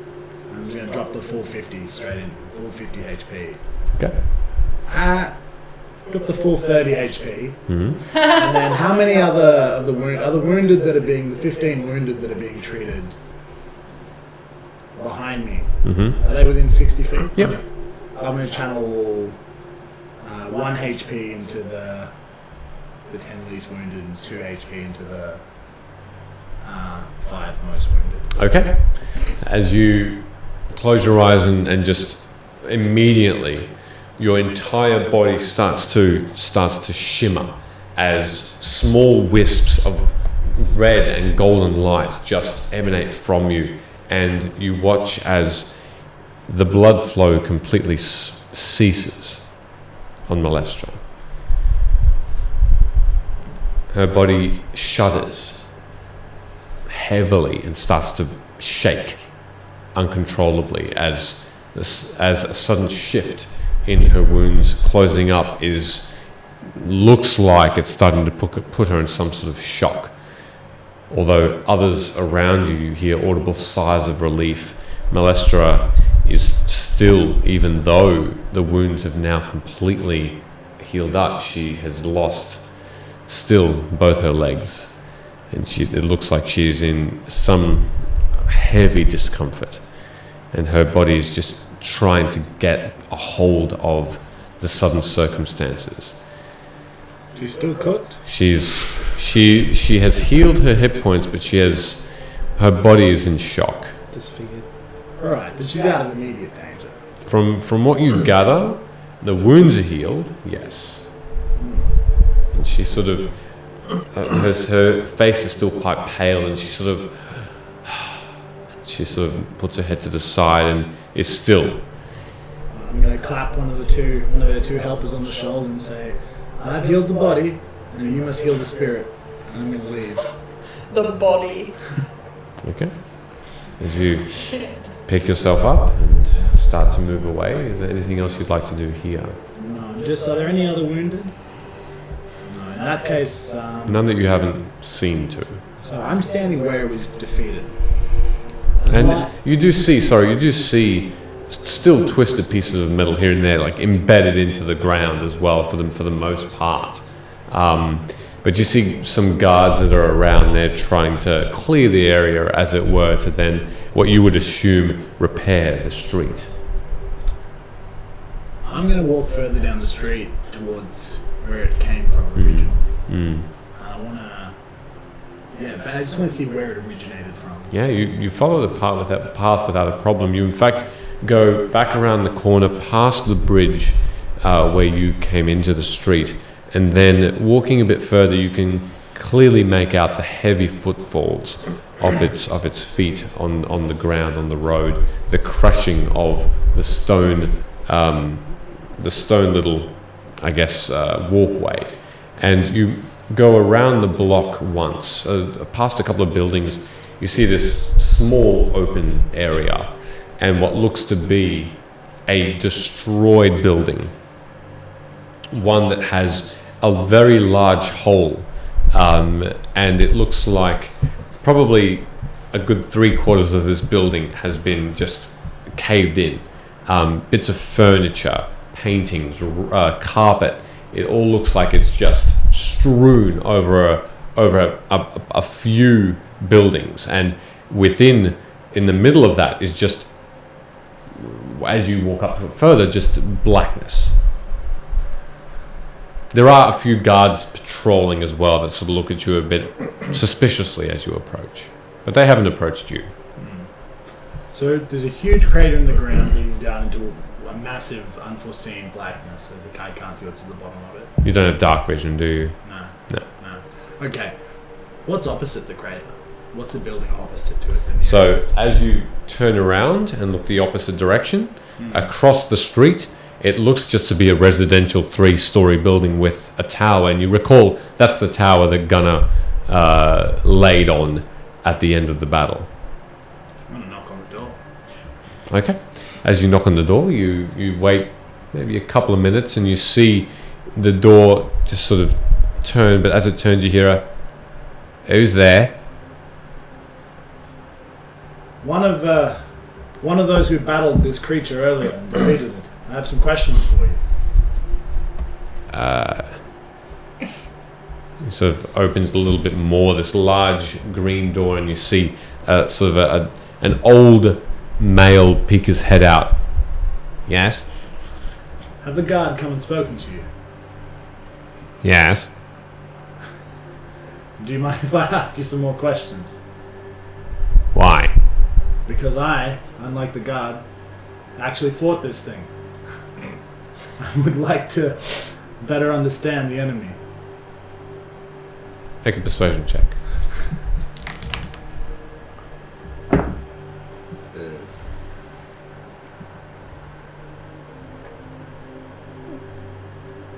That's a 3. A 3? Okay. You can talk from there. Alright. Not letting you in. That's fine. Okay. That's fine. Where were you when this thing came out of the ground? No, I was in my house. And did it, was it foreshadowed, its presence? Was there a rumbling or noises? A little bit of a rumble underneath my feet, yeah. Otherwise, it just appeared. I was reading the Shan Daily, and suddenly it just came, it rumbled and boom. It just erupted out of the ground. Well, yeah, I looked out my window upstairs and it was just there. I closed the window. I thought it was going to get me. And I got my crossbow and pointed it at him, but he didn't really come towards me. He just went around the other side. What was this building? The one that it came out of? It was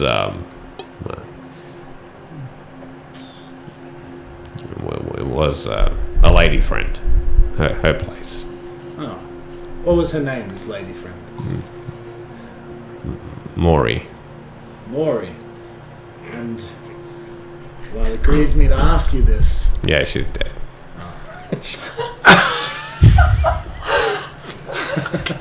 This sounds like Thorum and Dench had a baby with someone who doesn't know how to speak or emote at all. Did she have any family Oh my god. here in the city?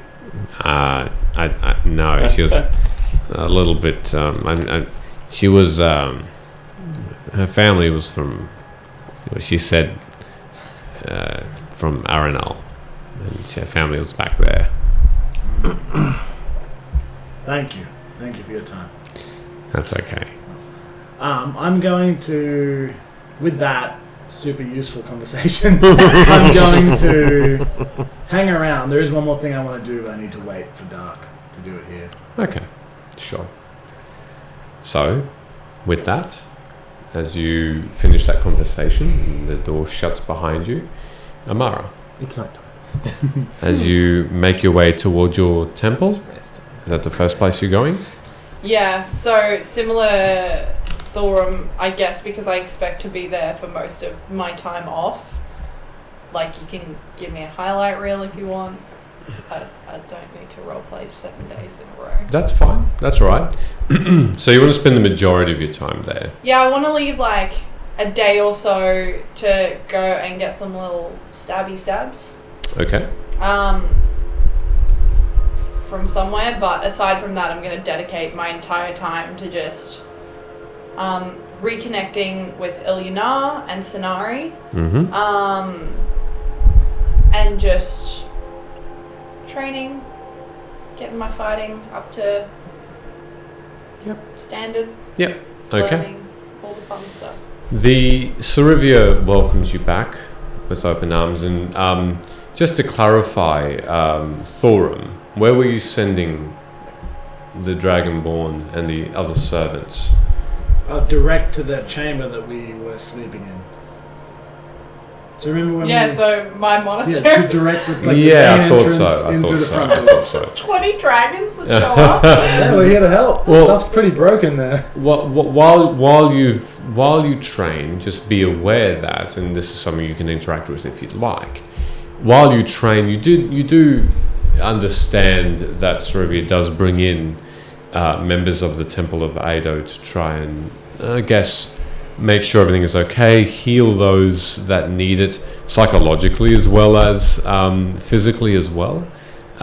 Just be there as company in some degree as well. They're just there for support. That they seem to have no ill will towards you. They don't seem to be trying to do anything drastic like convert you to Ado or anything. They're just there for an alliance of sorts, being sent by Thorum. Do any of them look like they're like more in charge than the others, or do they all just kind of look like servants? You can ask look like around if you'd servants. like. Just by observing, I'll get you to make just a straight perception check for me. But if you wanted to ask anyone, you're welcome to. I'll ask around and I'll be like, oh, like who's in charge here? Yep. You get the general gist that they're all around the same, I guess, level in terms of the clerical order. So not one over the other really. You feel like there are. There is. They all just talk about the one back at the temple, the head of the order, really. So then what I'll start to do is I'll go around and be like, oh, if none of you's in charge, like who's the biggest gossip?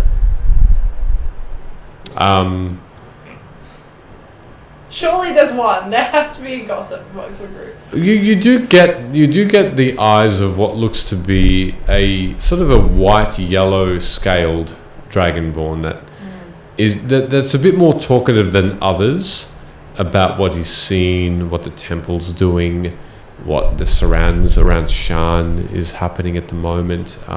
He seems to be talking a bit more than the others. If you wanted to approach him. Yeah, I just want to clarify. I would recognise that these are from. Yep. Yeah, okay, so I they can are make that certainly connection. wearing. They made themselves known before they entered. They were So- polite enough to do that. I'd like to approach this talkative dragonborn, and just be like, Kurex. "Whoa, Mara." Pleasure. Shit, I wasn't expecting that. And then I'm gonna be like, "Hey, you're from that temple. Do you know Thulrum?" I do. Got any like dirt or gossip I could use if we get in a situation where I need to be like, "Hey Thulrum, guess what? I know this about you." Make a persuasion check. Yeah. Fuck. It wasn't that great. It was a 7. Not much, no. Really? I only know him by name. That's disappointing. He's he had a mace on him though. I've seen it. Beautiful in design. Apparently from Ada himself. Yes. Very impressive. Yes. Question mark. Yes. Seen him use it. It's pretty cool. He's healing people. Yes, I've seen that too. I wish I could do that. Maybe you could learn one day. Maybe from Thulrum. He's pretty good at healing people. That would be something, wouldn't it? He's also good at hurting them. He blew fire at me once. That's not like us. It's a long story. It was kind of like a deathmatch situation. We had to do it, Oh. but neither of us died. We're both okay now. Anyway, if you don't have anything cool to say about Thulrum, I guess I'll. Yeah, I mean, Any like pranks he played that I can pull on him? not really. He looks a bit dirty. He smells that too. I don't think he's had a bath in about a year. That wouldn't surprise me. In fact, you also don't smell very good. You're in my monastery, and I feel like you should be a little bit more respectful. I apologize. I'm quite powerful. I apologize. It was just more advice than an insult, really. Oh, I'm sorry. I missed the part where I asked for it. Anyway, it was really nice talking to you. Thulrum's better than you. Until next time. Guess I'll go. Fuck. That's exactly what I say, and I walk away. I'm like, whoa. And I immediately go and bath after that. As you are, at the end of that small conversation that you had with Kurex, and as you sort of dry yourself off after the bath, put your clothes back on. From the distance. Yeah, in your own private chambers in the temple,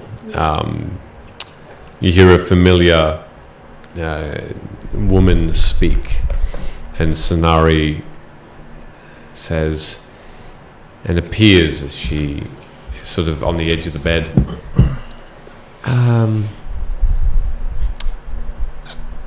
So how have you been? I'm alive. That's nice. How are you since what happened in Dakor?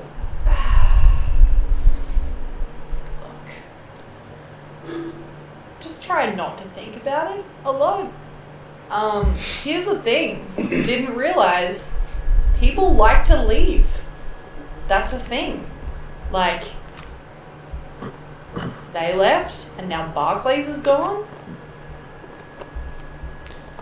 People leave a lot. I don't like that very much. And now, like, Farizo might not be a good guy.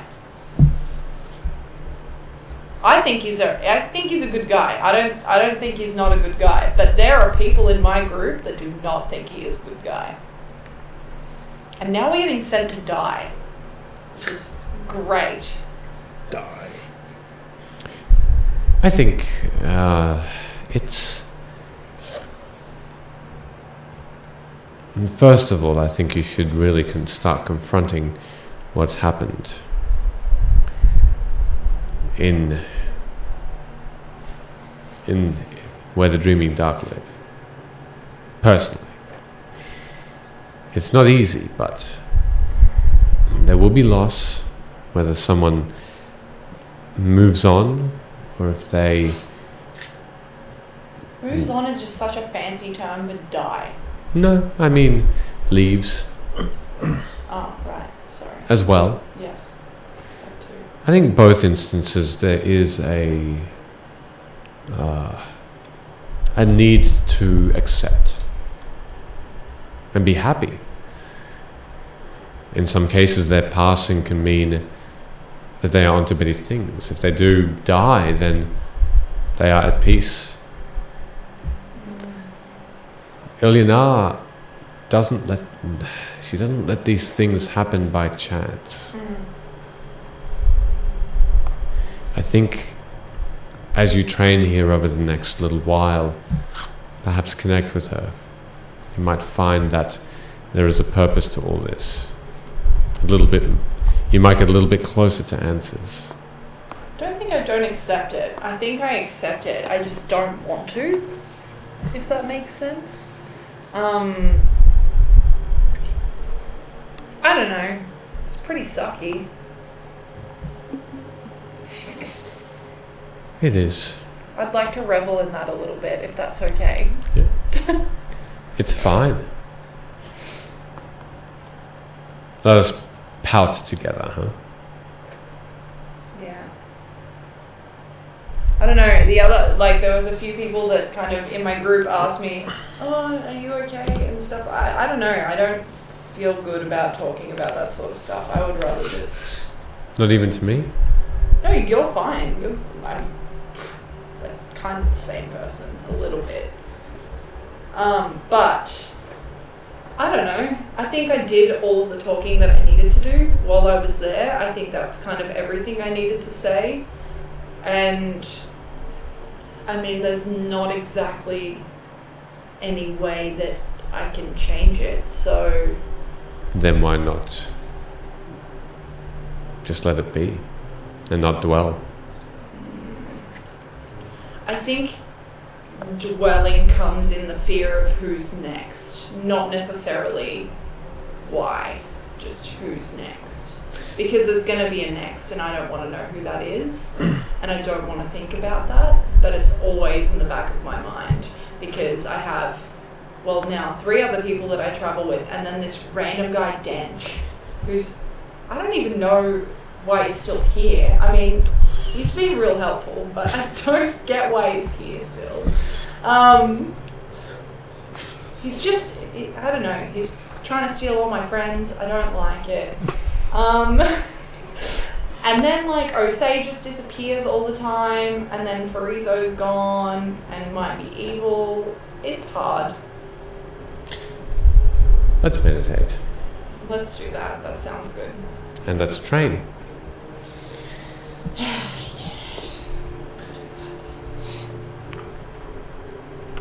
What new things do you want to learn? Do you want me to read out what I sent to you? If you'd like, if you're okay to share it with everybody. Yeah, so I want to learn how to move things with my mind. But, yeah, I just want to learn how to shove people and trip them over with my mind. Okay. That's really it. Cool. So what I'll get you to do for me is roll 3 wisdom checks. This will indicate over the course of the week how successful you go Okay. with learning So this. lucky third D20 that I'm going to use. As Sanari is the instructor. It's the third one. Do you want me to do it now? Sure. One at a time or all 3 at once? Either way. Far out, rolled up a dice so hard. That's an 11 plus 3, so that's a 14. Not as good. That's a 10. Fuck me, that's a 13. Okay. So average at best. It's above average. It's above 10. That's fine. So over the course of the week, as you meditate and your mind wanders to the familiar grove of river and song and breeze and beautiful nature, where your mind travels. Wow. I think that's the first one you had Nice, yeah. Not the axe chop. to. Shit. Amazing. Thank you. As you continue your training over the week, Sanari guides you, and you start with simply a feather. And once that becomes familiar to you, you feel its presence, you know exactly where it is. You then move on to something slightly heavier, from a small stone to a small book. And then you move to the side table, an individual drawer, and that continues to move to your thought slowly. You then borrow the assistance of some of the Dragonborn. You also borrow the assistance with the full expectation of what they might run into, of some of the Kalashtar. And as you continue your lesson, you feel as though for some of the time they shift and move backwards just instantly. Some of them simply stay as they are. You feel your grasp on telekinesis as you will the object or person to move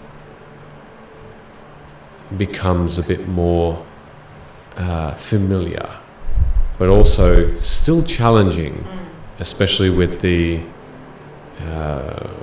actual people.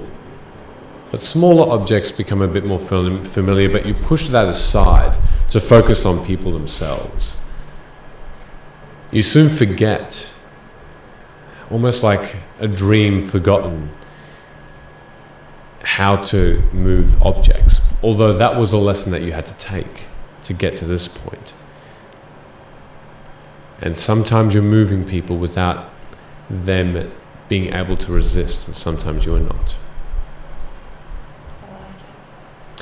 During that time, you take a breath of fresh air, and Sarivia allows you to leave and do your own thing for a time. She's worried about you, though. She continues to make sure you're okay as you travel around the marketplaces. Do you want to try and find a weapon as well, or do you want to do that later? Yeah, I'd just like to, honestly, like, really mundane. I just want to find some daggers. Yeah. I just want to find some daggers to stab some people with. Yeah, no issue. You don't take too long to gather you get about 10 daggers. I don't even need 10, I just want 2 so that I can, like... Yep. How much what's your budget? Are you looking for magical daggers? Are you looking for mundane? If I run into something like a cool looking dagger that does some stuff, then awesome. But really, like, the thought process behind it being that Amara punches a lot, and having maybe a knife or a dagger would be good from a threatening point of view, or maybe from just a stabby point of view. Okay. Well, you do manage to find, and you are directed by Sarivia to a place called the Mystic Market. And this is a grand bazaar of particularly particular high-end shops where magical items are known to be sold in Shan, some of them reputable, some of them not. And you do come across a weapon shop. Run by what looks to be a very, very rich-looking goblin who is just Cool. covered in gold rings, silver necklaces, like heavy set, almost weighing him down jewelry. He's a show-off. He's wearing this enormous, wide-brimmed velvet purple hat with an enormous feather out of it and some gold teeth.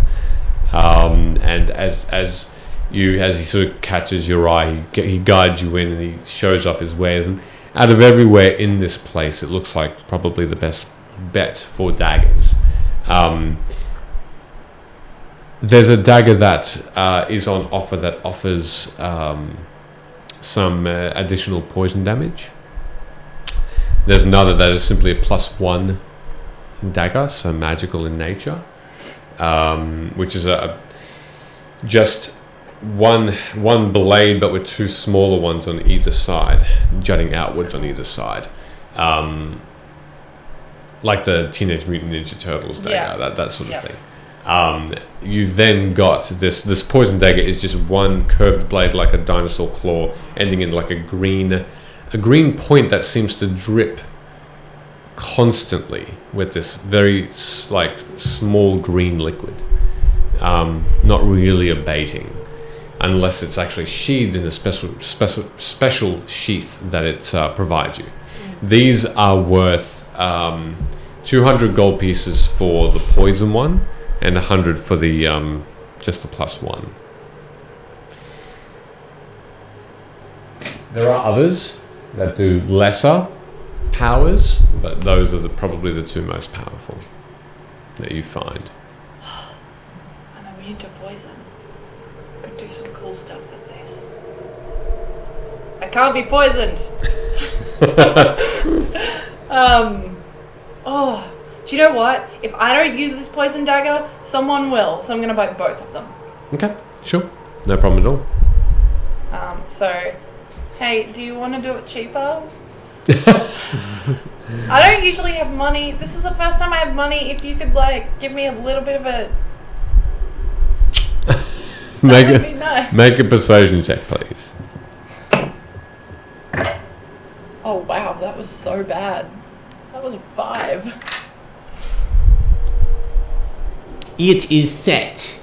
Okay, well I'll give you 300. Set price. Please don't spit at me.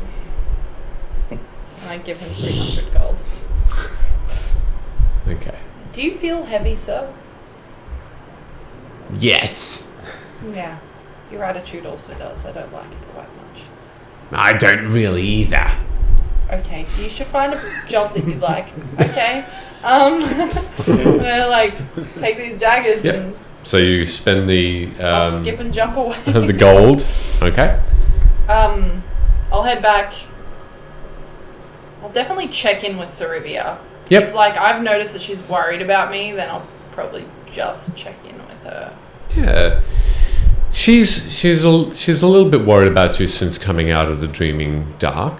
So she just asks, she just wonders if you're okay, if you need any assistance from Ilyana or the temple or the servants, the Kalashtar, who all have now reawoken and are rebuilding Ilyana in the sense of spreading word about her. Whereas otherwise they just didn't have the manpower. Now they are just talking about it in the streets a little bit more. They are just making sure that everyone's aware that They're not Ilyana is handing still out around. pamphlets, No. are they? Thank God. No. It's just making sure that everyone is aware that Ilyana is back on track. Okay. I would like to ask her about Moraholtz, and I want to fill her in on what we're going to do. So, Yep. word Yeah. vomit everything out in like Sure. the longest paragraph humanly possible. Sure. And so she asks what specifically you'd like to know about the Moraholtz. I'm like, what do you know of it? Have we sent anyone there before? Have you been there? Do you know anyone that's been there? How do you kill a drow? Moral Holds has been a bastion of commerce, industry, trade. The dwarves are extremely skilled, and they do not export some of their best armors, weapons. You might find treasures in there that are much more valuable than here. Even some of the Warforged don't have the powers that these have.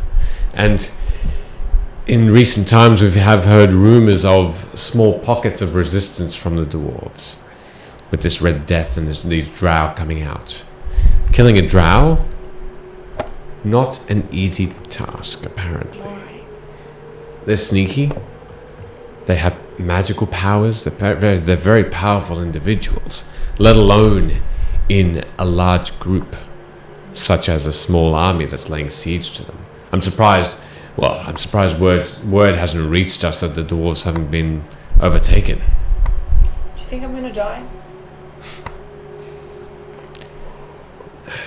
This is a hard question to answer. The short answer is no. I don't really want to go. Well, who is making you? King. All my friends seem to be okay with it as well. It's this new thing I'm trying called peer pressure. I'm sorry.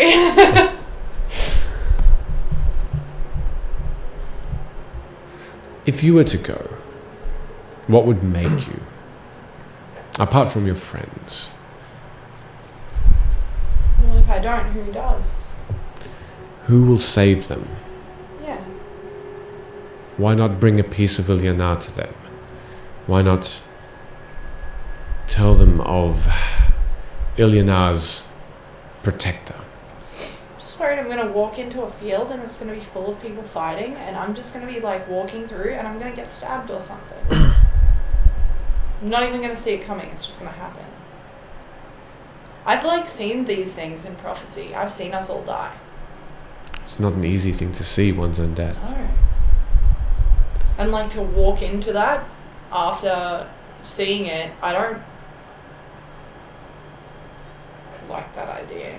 It's never a good thing to have some responsibility. I felt shaken and scared and alone when you were not here. And this is not your fault, but when I was fighting off the Dreaming Dark all on my own, I did feel alone. Guilt. But I trusted Ilyanar. And guess what? You arrived. You and your friends, powerful, good beings.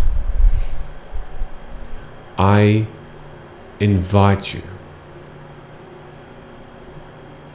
to go to Moral Holds, save those dwarves, have them have hope,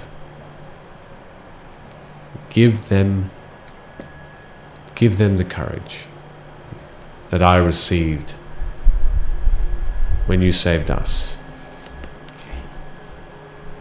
That's all I can give you, child.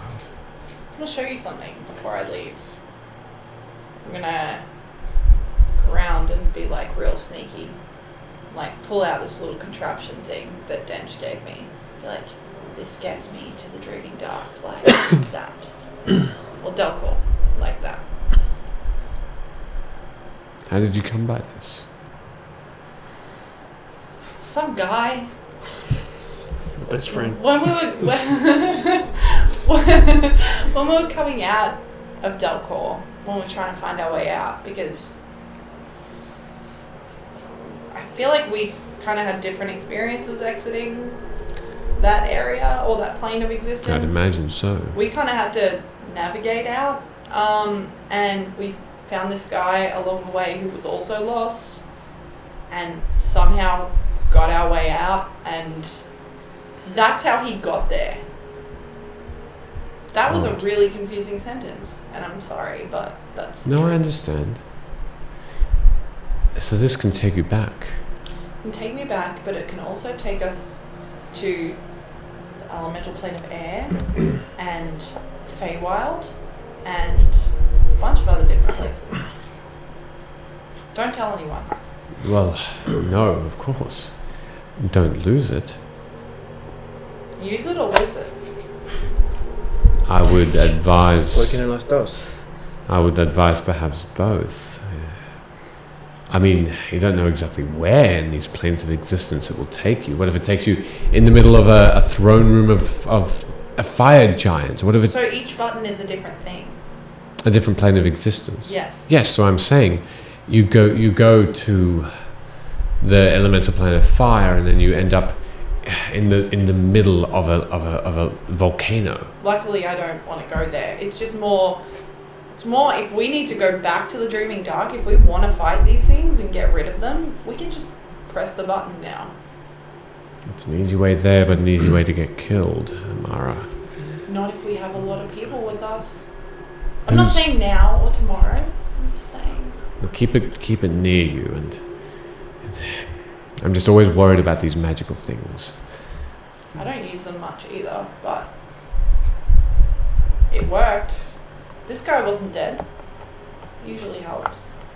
It's hopefully by design and not by luck. Well, that's a powerful tool. Obviously, you are probably the person that is. I think there's no better hands it should be kept in. Put it back in my pocket. Then I would like to spend the rest of my time between training just like connecting with people at the monastery and just like being like, hey, I'm Amara, let's be friends. Okay, And that's really it. no problem. All right. I'm gonna add those daggers. You do that, and as we leave Amara to the temple of Ilyanar, we move back to Dench. You make your way quickly within minutes. Sorry. I live here. Oh, that's right. Within minutes to a set of blacksmiths. Once again, a very common sight in the cogs. This particular sign at the top of this open open anvil, open forge, essentially says, there's a sign at the front that says "Thinks Trinkets," and you see that this particular area around one of the lava pools, it's actually quite close to a lava pool. Actually, it's quite extreme heat in this particular area.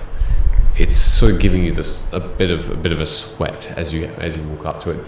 A lot of people are giving this particular area a bit of a wide berth, but this Warforged, the only Warforged in this area, with really thick leather gloves. In fact, he has this thick cape, a blacksmith like a tunic on, like a what do you call it? Like a draped protection, basically, from heat. Fireproof clothing, it looks like, and he is hammering away at what looks to be another hammer, quite a large maul that seems to have a sharp point at each end.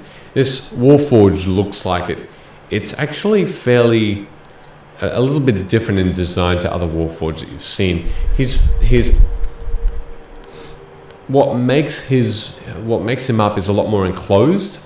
So you don't see as many joints, you don't see as many outward parts to him. He actually looks like the metal that surrounds him is almost completely enclosed. Like, unlike other Warforged, you can actually see bits underneath. All silver, although a bit of dirt here and there. And he's simply hammering away. And how busy's the store? One person looks to be a human that just is browsing a little bit, about a meter away, at other hammers and swords and axes. just start off by perusing the wares, Yeah, seeing as- if I can find this. Make an investigation check. I believe that will be a 7.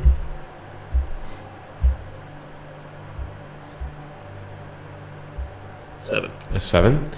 It takes you about how long did you want to peruse? Just as I get for now, no one's in the store. I'm just going through, Yep. basically just looking for this. So you're taking your time a little bit. Yeah, match that symbol. Okay. You eventually find one. Yes. Do a little dance. Do a little dance. Oh, am I? Okay. Let me see.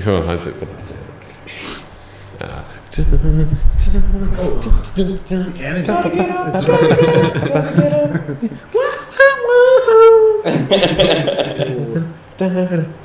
Okay. That's it. Okay. Cool. That was horrifying. Thank you very much. I only saw it out of the corner. Woke me up. So you eventually find an axe. That's a large great axe. It has these jagged edges all the way around each of its 2 blades on either side, with this what looks like a skull made of metal in the center, holding both of these aloft, and just a metal handle with the hilt of this woven grippy leather. And at the hilt, at the very bottom of it, you see the same symbol. So I'll approach the Warforged and you there. You're the one who makes all these? Yes. He sort of stops exactly what he's doing, simply turns his head towards you. I can see the care you put into these weapons. It's fine craftsmanship. Thank you. These ones here, though, the ones on display, they're obviously the ones mass-produced, done quickly for sale. Everyone knows that any smith worth his salt keeps the better gear for private viewing. Surely you have some of these weapons. What weapon are you looking for? Crossbows in particular, but higher quality than what you've got on display here. Make a persuasion check.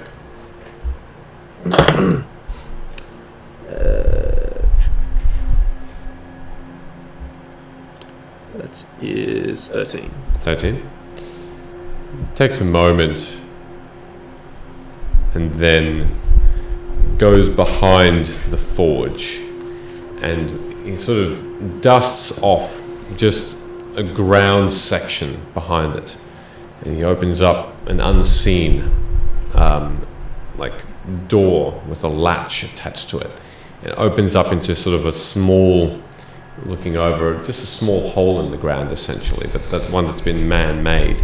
Sort of rummages around a little bit. He's opening up cloth, and it's revealing different weapons now. And he pulls out a couple of them, and he sort of closes the latch again and picks them up, puts them on the edge of the forge, where this rock or the stone is in this round piece. He opens up these cloths, and within there seems to be different metal now, gemstones embedded within them. There are a couple of crossbows as well that he's brought out too. Some hand crossbows, quite small with one hand, one particularly large one, and that's the one that you notice immediately. The same wood and the same marking in the same spot. He then turns to you and says, "These are specialty weapons. They will cost upward of 80 gold. How is this shop kind of, is it secluded, or is this like an open air? It's sort of an open air. You do see behind you a fair few citizens going back and forth. It's part of a wider street which has a sort of a break off that on the left hand side that breaks off into two separate smaller streets, and a large thoroughfare behind you towards the right. This is sort of on the corner of that. So it's fairly open air. It's fairly visible to the street. The forge itself is probably only about 10 or so meters. Sorry, it's half that, about 5 meters wide and long. So it's a fairly large area with. It looks like a cage on the back of it where these weapons are hanging, with the forge in front. This larger crossbow here. I've seen a couple of people with these. Do you have a big clientele, big need for these crossbows?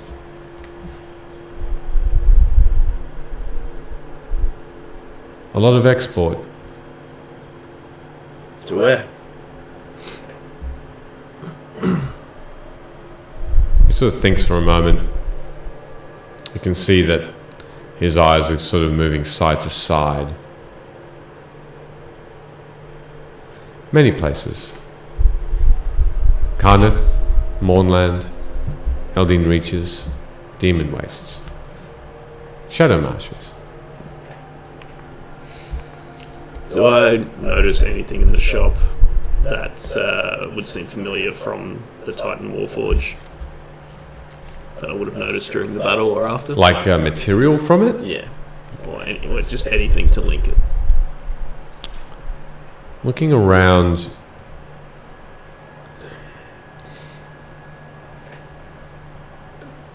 do make me a perception check just while you're asking that question.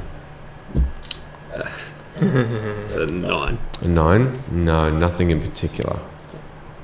Sorry, 6 anyway. Nothing that stands out to you, no.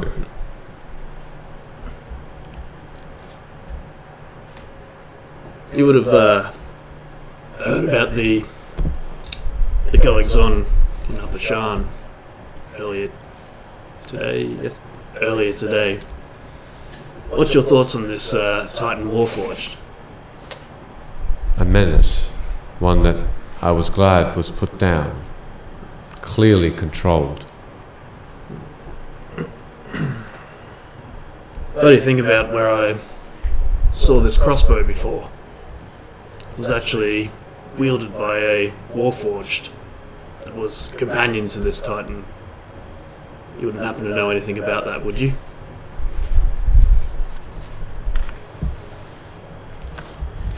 He sort of is very, very still for a moment.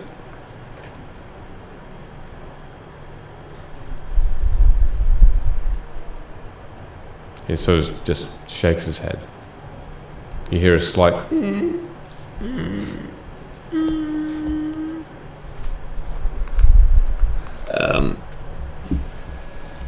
So I'm going to pat him on the back, so the forearm would kind of be pointing just behind his head. Okay, my friend, I'm not here to cause trouble for you. And I'll put the other hand on his chest, with the forearm pointing straight up under his chin, and then I'll extend the arm blade behind his head, so it should let him know that a blade is sharply gone past. Okay. As you do, it just juts out right next to him. Make an intimidation check for me.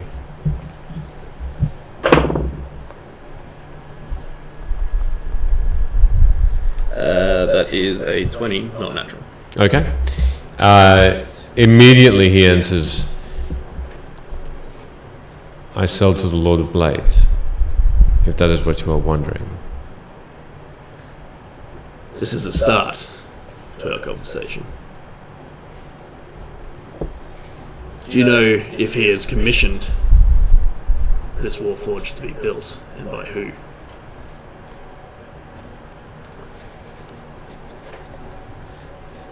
His servants still speak whispers, asking for revolt in Shan. They do not get far. The King's Own puts a stop to this. And what are your thoughts on the king? He treats me well. Allows me to live. Allows us Warforged to live even with the army outside. Then why do you provide arms to the minions of the Lord of Blades? I mean not to. I provide them to citizens. Where they go next, I'm not sure. And do you know of any people in this city that would be a significant friend to the Lord of Blades?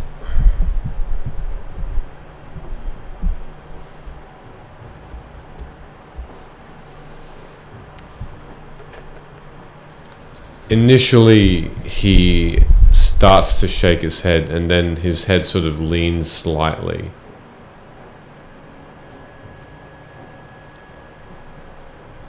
If I tell you, will you leave?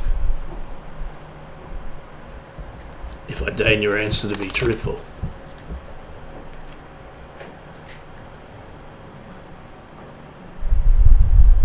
All I will say is that I have seen a powerful archmage, wizard, in conversation who frequents Shan and says to protect it. I'll offer him a description of Friezo and ask, is this the one you speak of? I am not sure. That is, I have not seen, I have simply heard.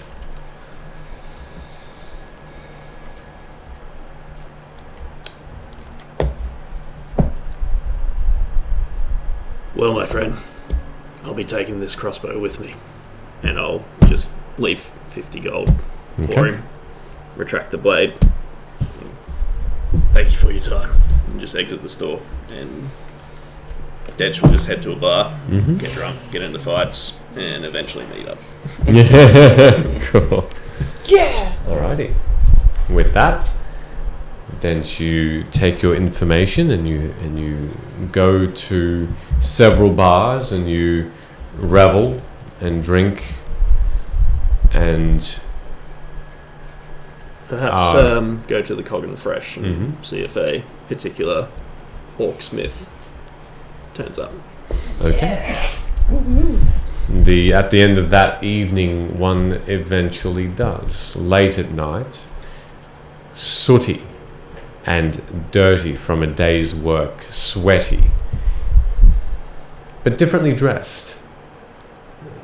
In lieu of a day's work, this particular orc has changed her attire and is now a simple yellow tunic with long, free-flowing pants of a similar color, a slightly darker shade, with sandals on. Definitely a casual wear for a day's hard work. She sort of comes in, eyes you off for a moment, goes to the bar, gets two quite large, heavy drinks, and as she sits down beside you, she wordlessly takes a sip, gives you a bit of a nod. I'll just return the nod, take the sip, and I guess we can cut Sexy. the black Sexy and it nods. goes to someone else. Then they start undressing. Right there in the middle So- of the bar. Gunnar and It's a Rook, Cog and Fresh. It's fine. Gunnar and Rook, you make your way. Well, in fact, you is start downtown. you start walking. But Rook, do you know where Purback is? No idea. So how would you like to combat that? Where are you taking us? I feel like we've walked past this place already. I know he was at the temple. Mm-hmm.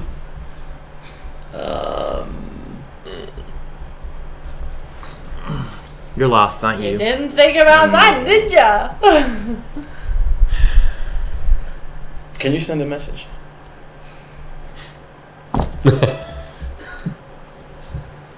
To who? To Purback. I don't even know him.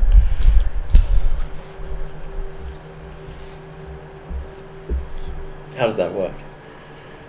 Do you need to know them? It helps. And I can't at the moment. I used a lot of my energy fighting that Warforged this morning. That's fair. I would know Purback fairly well, right? Yep. Can I cast locate object on something that he's wearing? From what you recall him wearing, Yeah.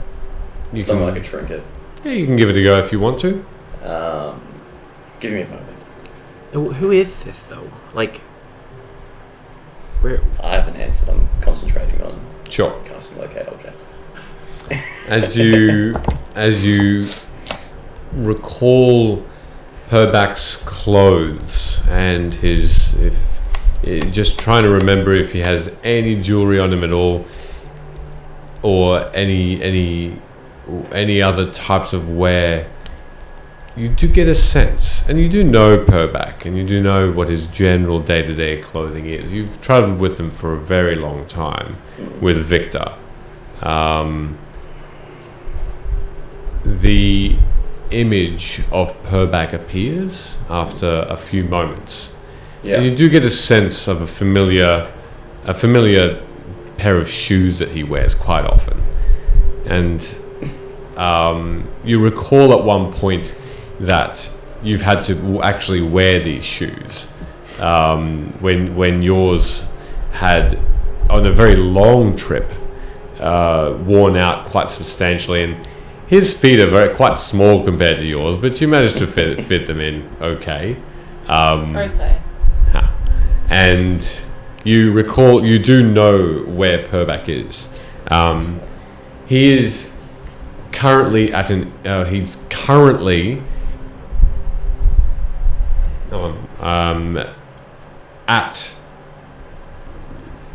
where is it now? It's sorry, just have to quickly check my little notes here. Elevated music. Well, and there, and there, and there. Da, da, da, da, da. Easy to do that, Cliffside. He's in Cliffside, which is the dock district above Shard. And you recall being here once or twice, but traveling by ship, that this particular area is filled with cranes of small and large that pick up goods in big crates, and this is a main shipping lane on the Dagger River between for trade in Shan. So he's simply at somewhere in there. He's quite you sort of think he's might be in a home or in an inn around that area. So did you want to make your way to Cliffside? Yeah, after doing that, I register what Gunnar said and turn back and say, he's a friend of mine. He may be able to assist us in our journey. Do you want to come? Do you have other things that you want to take care of?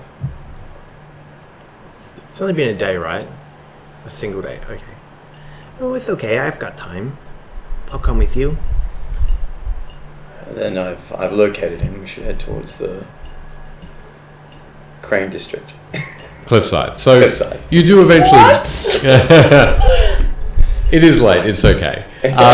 You eventually get there, and you notice that this is probably the one place that there's no towers per se. They're just buildings on top of buildings on top of buildings, looking down on a wall, which then looks down on masts, ships, and an enormous river that looks into the horizon like it actually is shaped like the hilt of a dagger. That on the other side, moving south, looks like it's the blade. And this wide river has just hundreds of ships of all sizes coming in and out.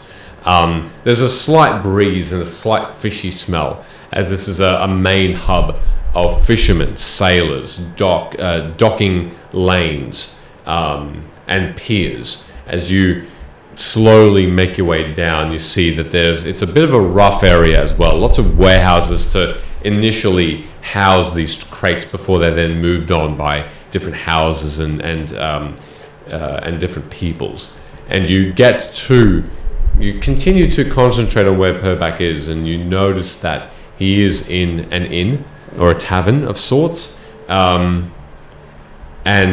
as you walk in and you acknowledge his presence, he's once again exactly how you found him in the temple.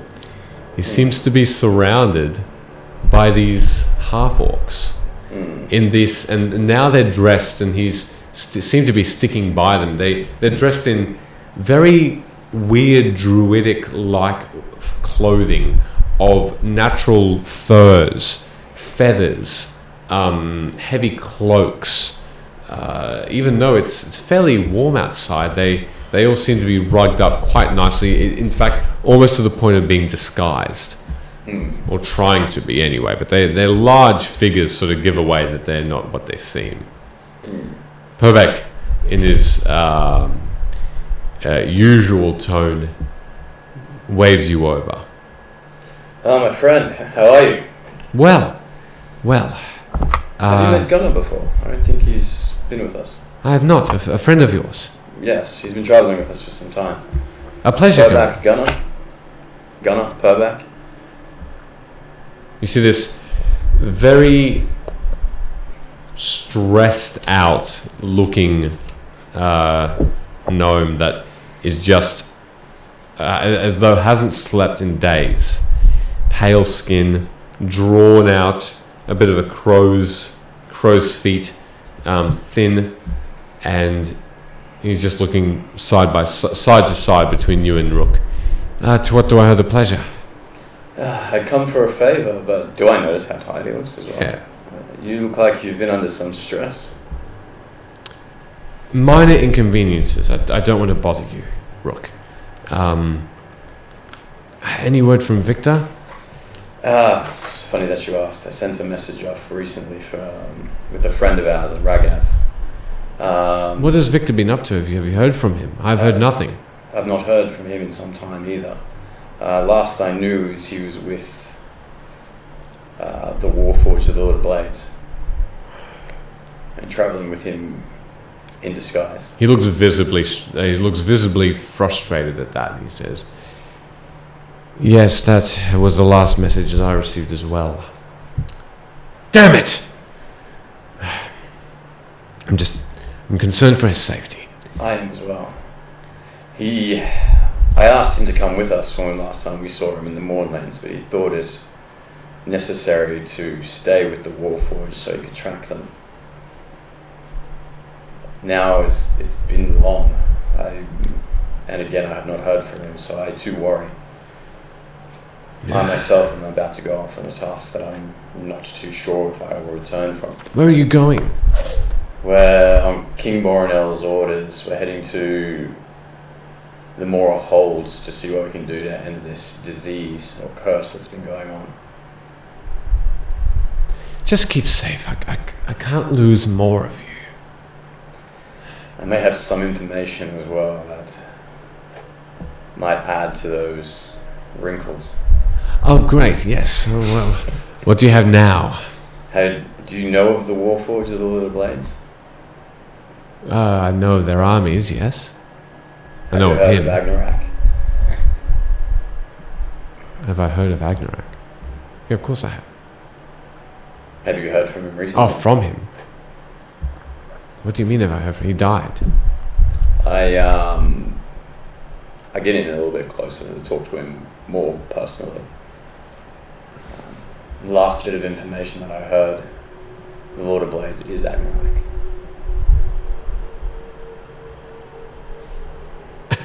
Wait, what? Are you trying to make him not hear it? I don't care if he ever hears it, but I am like talking softly to him. Sure.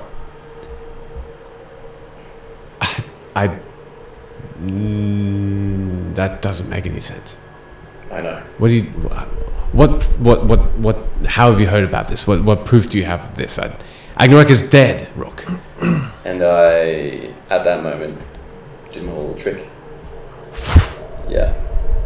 You watch as the orcs, they had been, or the half-orcs, they had been sort of sullen and just in their respective drinks. They all you watch as a lot of their heads now move, and their heavy cloaks around them with these leaves that are jutting out from them, these branches. And a couple of them that have these sort of deer horns that are made of like these branches. They sort of look over towards you silently. Unmoving, unspeaking. Sorry, just unspeaking. They do move. But they don't mention anything. But Purbak looks at you and says, "What is that? What? Please explain yourself, Rock." I'm remembering correctly that I found out it was Agnarak when I was with Onatar. Is that right? You received information from Onatar to the point, yes. Yeah. I speak to Purbak while I was helping our friend here, Gunnar. To the best of my knowledge, I was disposed of in a fight. And upon being at death's door, the dragon Onatar saved me from death and bestowed this power on me. He also told me that Agnarak is actually the Warforged of the Lord of Blades. And he wishes for him to be silenced. Of course the Lord of Blades needs to die, but what? I don't know.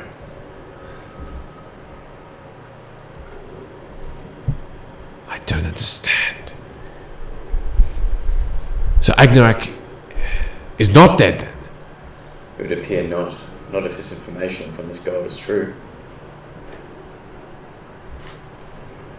While this is happening, I'm going to take a short rest. Okay. Cool. Good to know. I'm just So going to just regain. regain what you need there with your spell and health points if you have any lost. No, it's just I'm going to use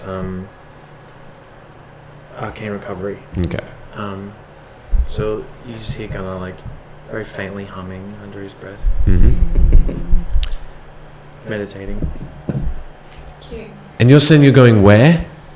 The Mora holds. So you're going in the opposite direction after hearing this news. You're going to the opposite end of Corvair. For what? To just die? Have you not heard of the rumor of the Red Death? Of the dwarves that are nearly decimated? And that's what we're going to assist with. Assist? Are you bringing Shan with you? No. Well, you're a fool then, Rook. If you're not bringing an army, then what good do you think you can do? Do you know of Freezer? Yes, I know of him.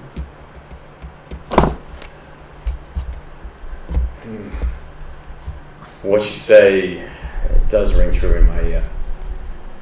But there's something about what we need to do Something about freezing. and where it will help us to resolve the situation with the Lord of Blades sends us in this direction. So while his army marches closer and closer, the Gashkala here, and he sort of points to the half-orcs, the protectors between the Demon Waste and the Eldin Reaches, in fact all of Corvair. They're going to be attacked on both sides now. The demons that are spewing forth from Khyber, and then they're going to have the Warforged on their backs. They need aid. Shan is doing what they can. And I'm sending messages. I'm sending messages to the Eldin Reaches and the Druids there. The Kaskala as well are seeking assistance. Were seeking assistance from the Shadow Marshes, but now something's happening there, I'm not sure. We are in a place, Rook, that we are desperate. We're almost inclined to ask the three for help. The three? Those three. The Lordesses of the Demon Wastes. The three queens that call themselves the rulers of the Demon Wastes. The hags.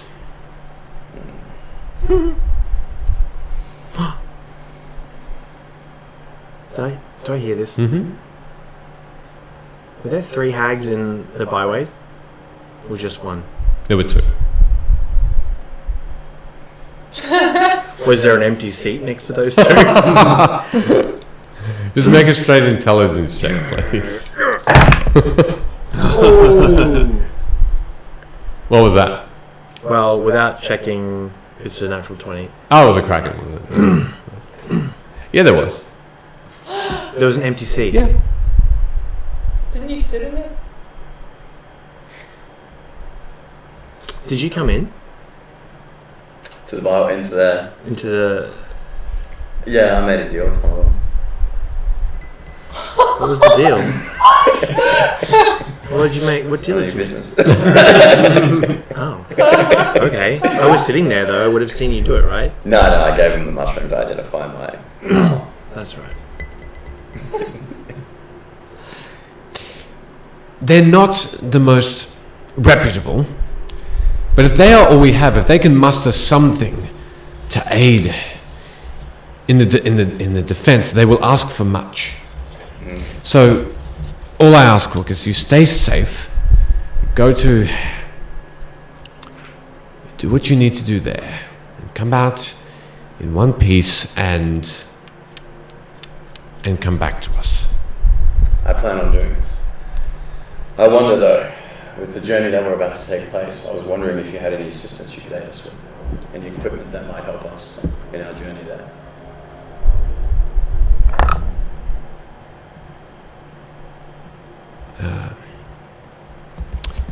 I do not wish to take too much of you.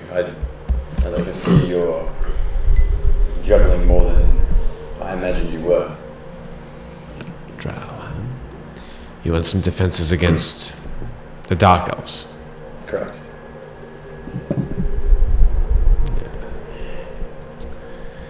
He takes off what looks to be a large, silver, thin necklace that at the end of it holds a slightly glowing diamond in silver, encased in silver, and he sort of hands it to you.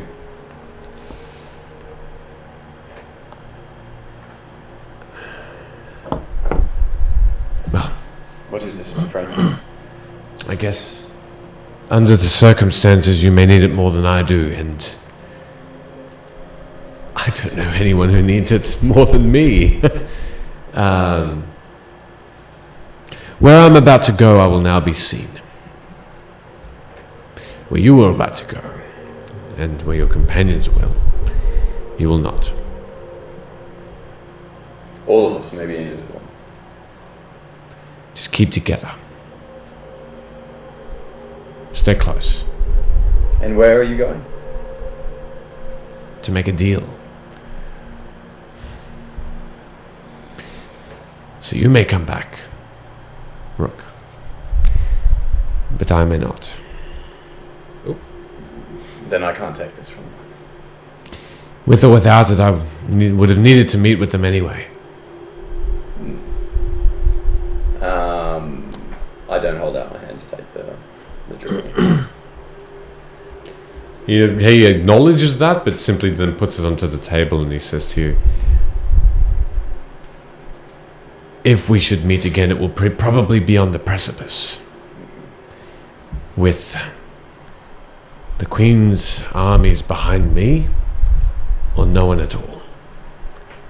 And hopefully you with Shan's armies, or none at all. Either way, Must you leave now? Can you not wait for Victor? well, he is with the Lord of Blades. Last I heard. That is our direction. I will try and get into contact with him when I can. I'll be passing the army there. If I can't, then it is myself and my companions here. Keep it. I think you will have more luck than I will.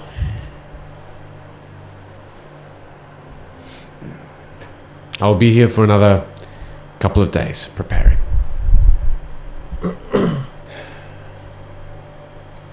I do need to speak to King Boronel. Is there anything that I could request to aid your assistance?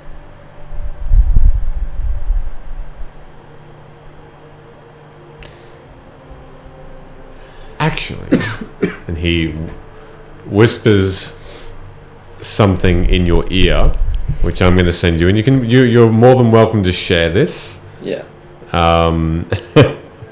You up?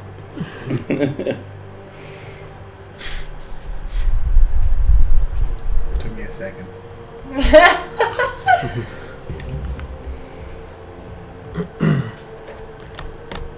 There you go. Have a read of that. In the meantime, he says, It literally was you up, huh? it's for good reason, I assure you. It may help in the persuasion process. Do you not trust King Boromir?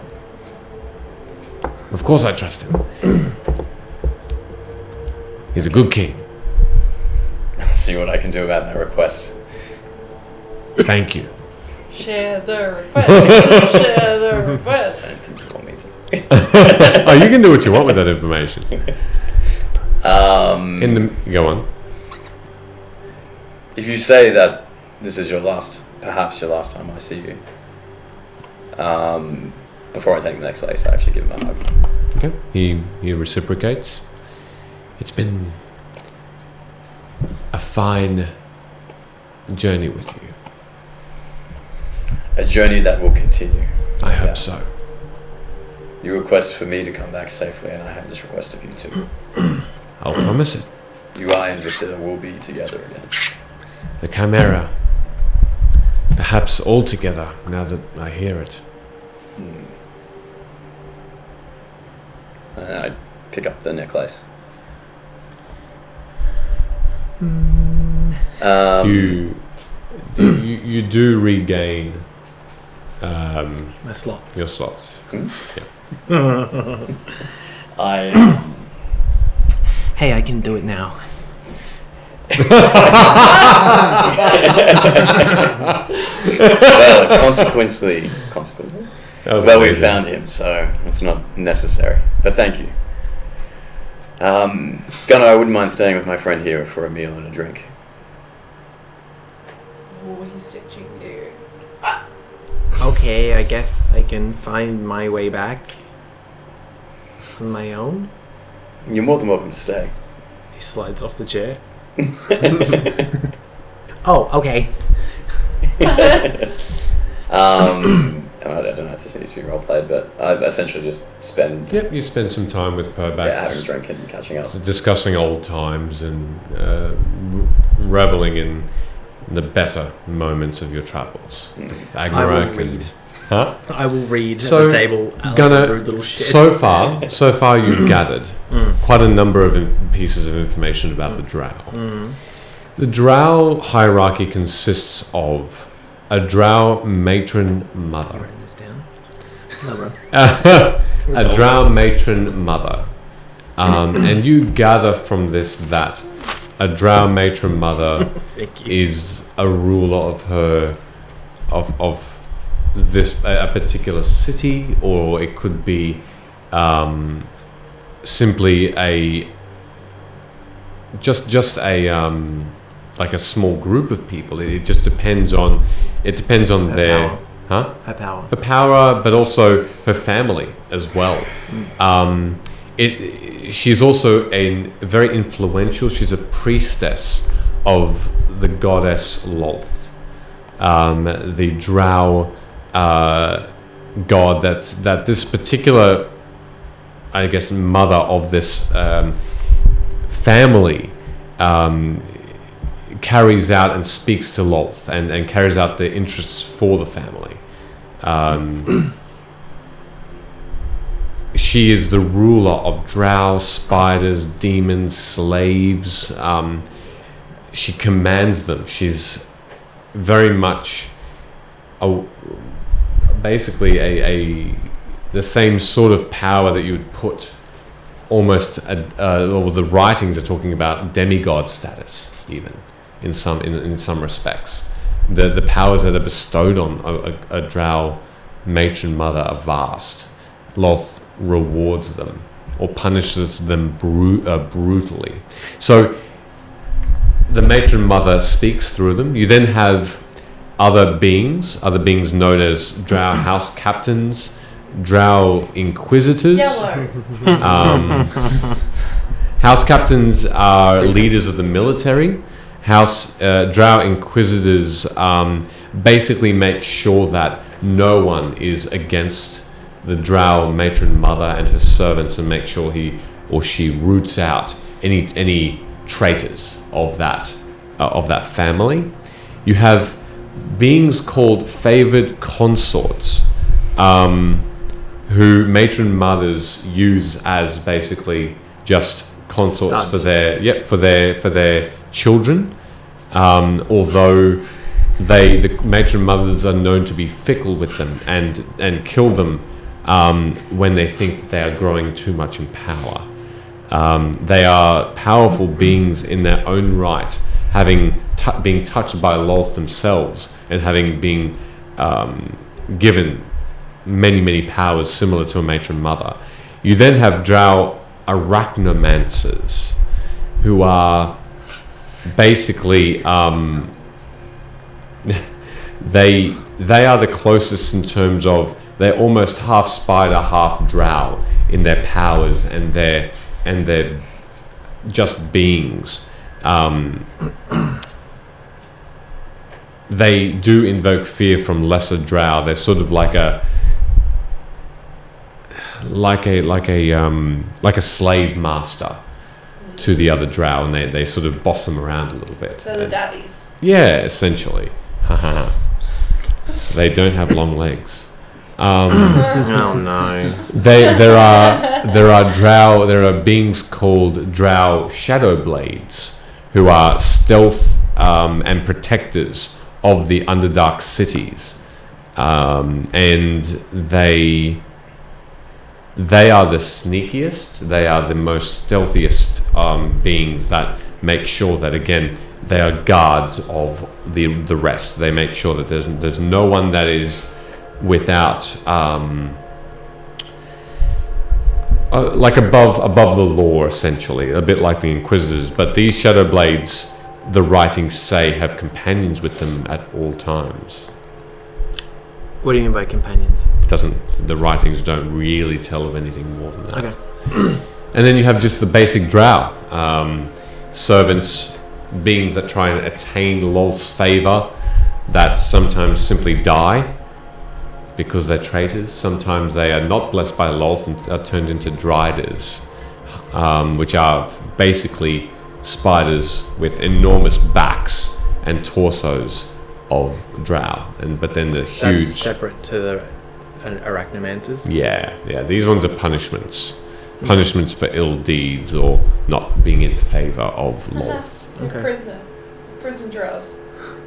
So that's what you get from. Is this just general Drow, like we're talking here? So this isn't talking about a specific clan or anything like that? No.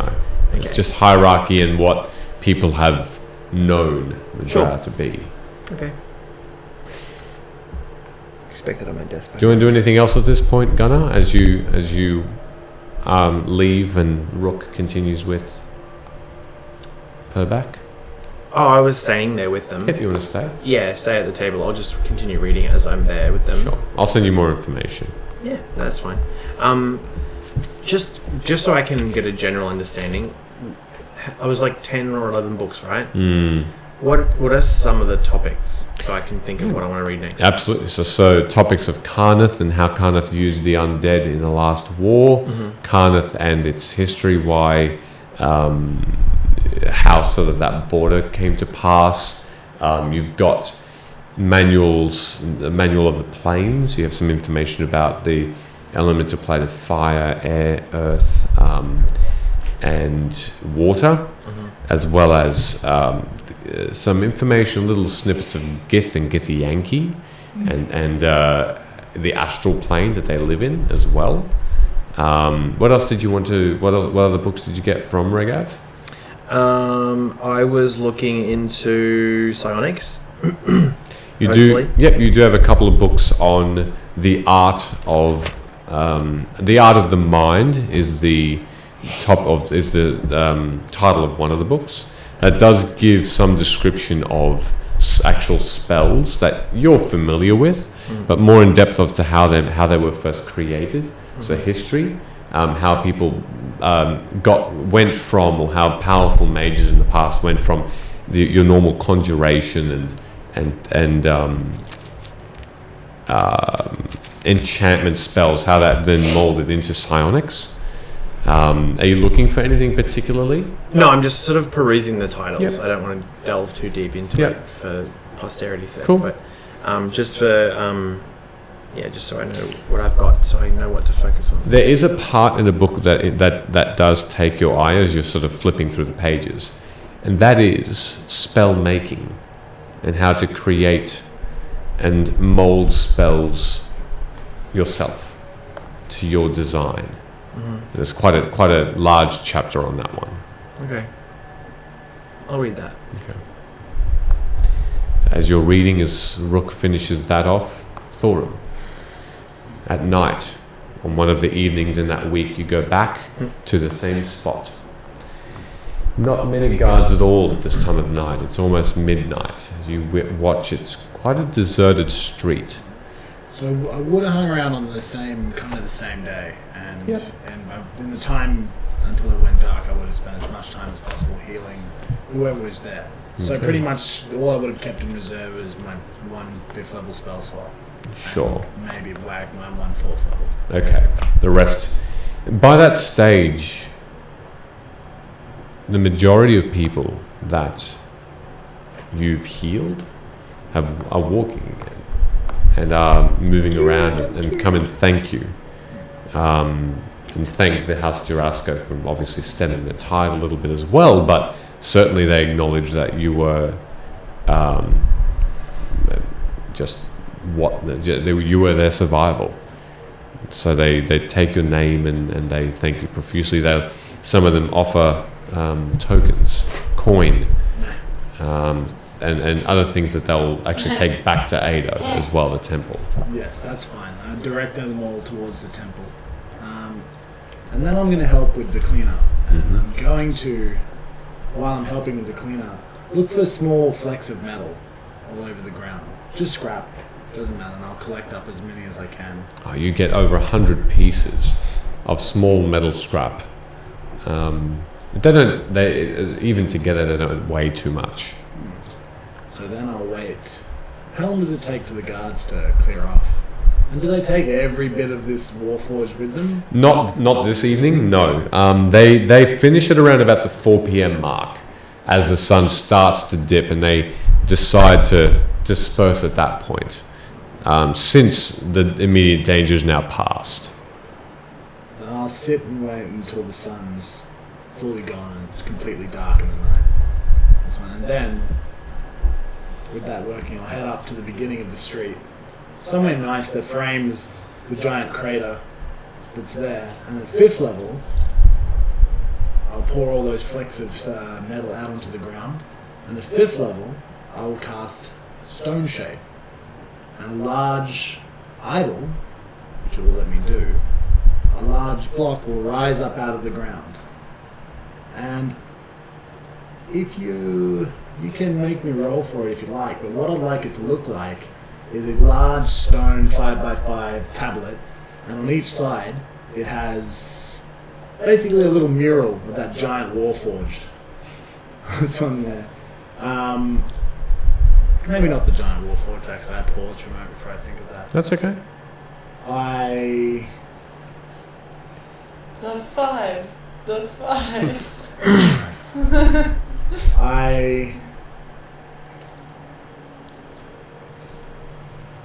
Is there a building there that's destroyed? Like, of all the buildings, there's one that's large and fractured. Yep. Right? I'm going to make the mural of that building as it is at in this period of time, broken with the metal in front of it.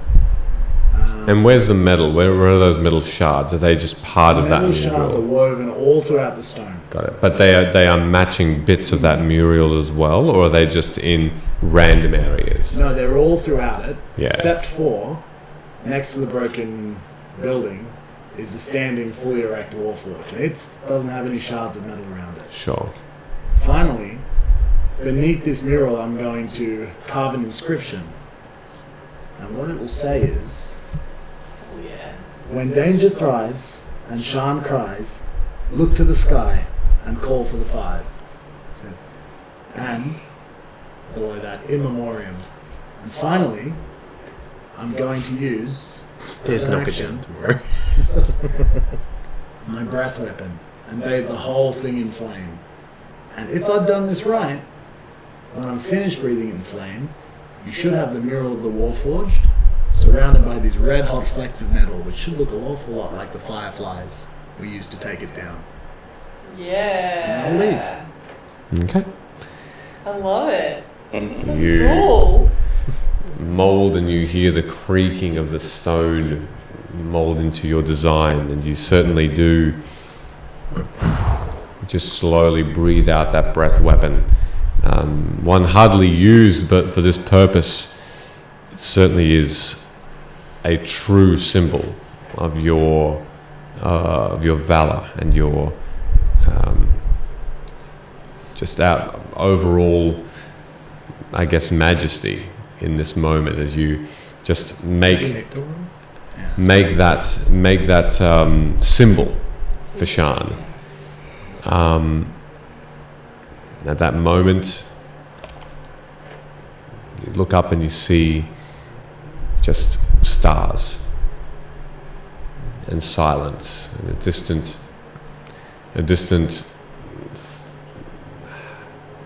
almost like a piano softly playing, and looking at this slightly glowing mural, this stone piece, you're pretty happy with it. You're leaving that there? That's it. All right. You slowly, without looking back, move along into the night. Into the night. And with all of your initial goals set, we will probably have to leave it there and pick it up next week, as the week hasn't quite finished, for you have not yet done a couple of things, but I'm glad that some of the more important ones have been ticked off, as we also Push everyone over. as we also say a goodbye to Dench and your participation and we thank you very much for your company here. He's dead! Thank you very, very much for round being of with applause. us. Appreciate it. Round of applause.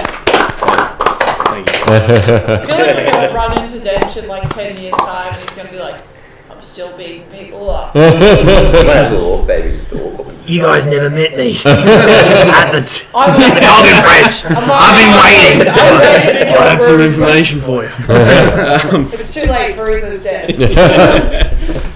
Thank you very much, and shout out to Michaela for Yeah. writing like 60,000 words now. About that. Thank you everybody for joining us. 60,000. Thanks very much for watching us, and get into that giveaway for that amazing enormous dice, and I think it's already up. Don't drop it. Out of his hand. Keep following us on Twitter. Tag your friends, tell them about our stream, and if you enjoyed it, or don't. But otherwise, have an amazing night. Thanks for joining, guys. Thank you so much. Thank you very much. Hope you enjoyed it. Thank you.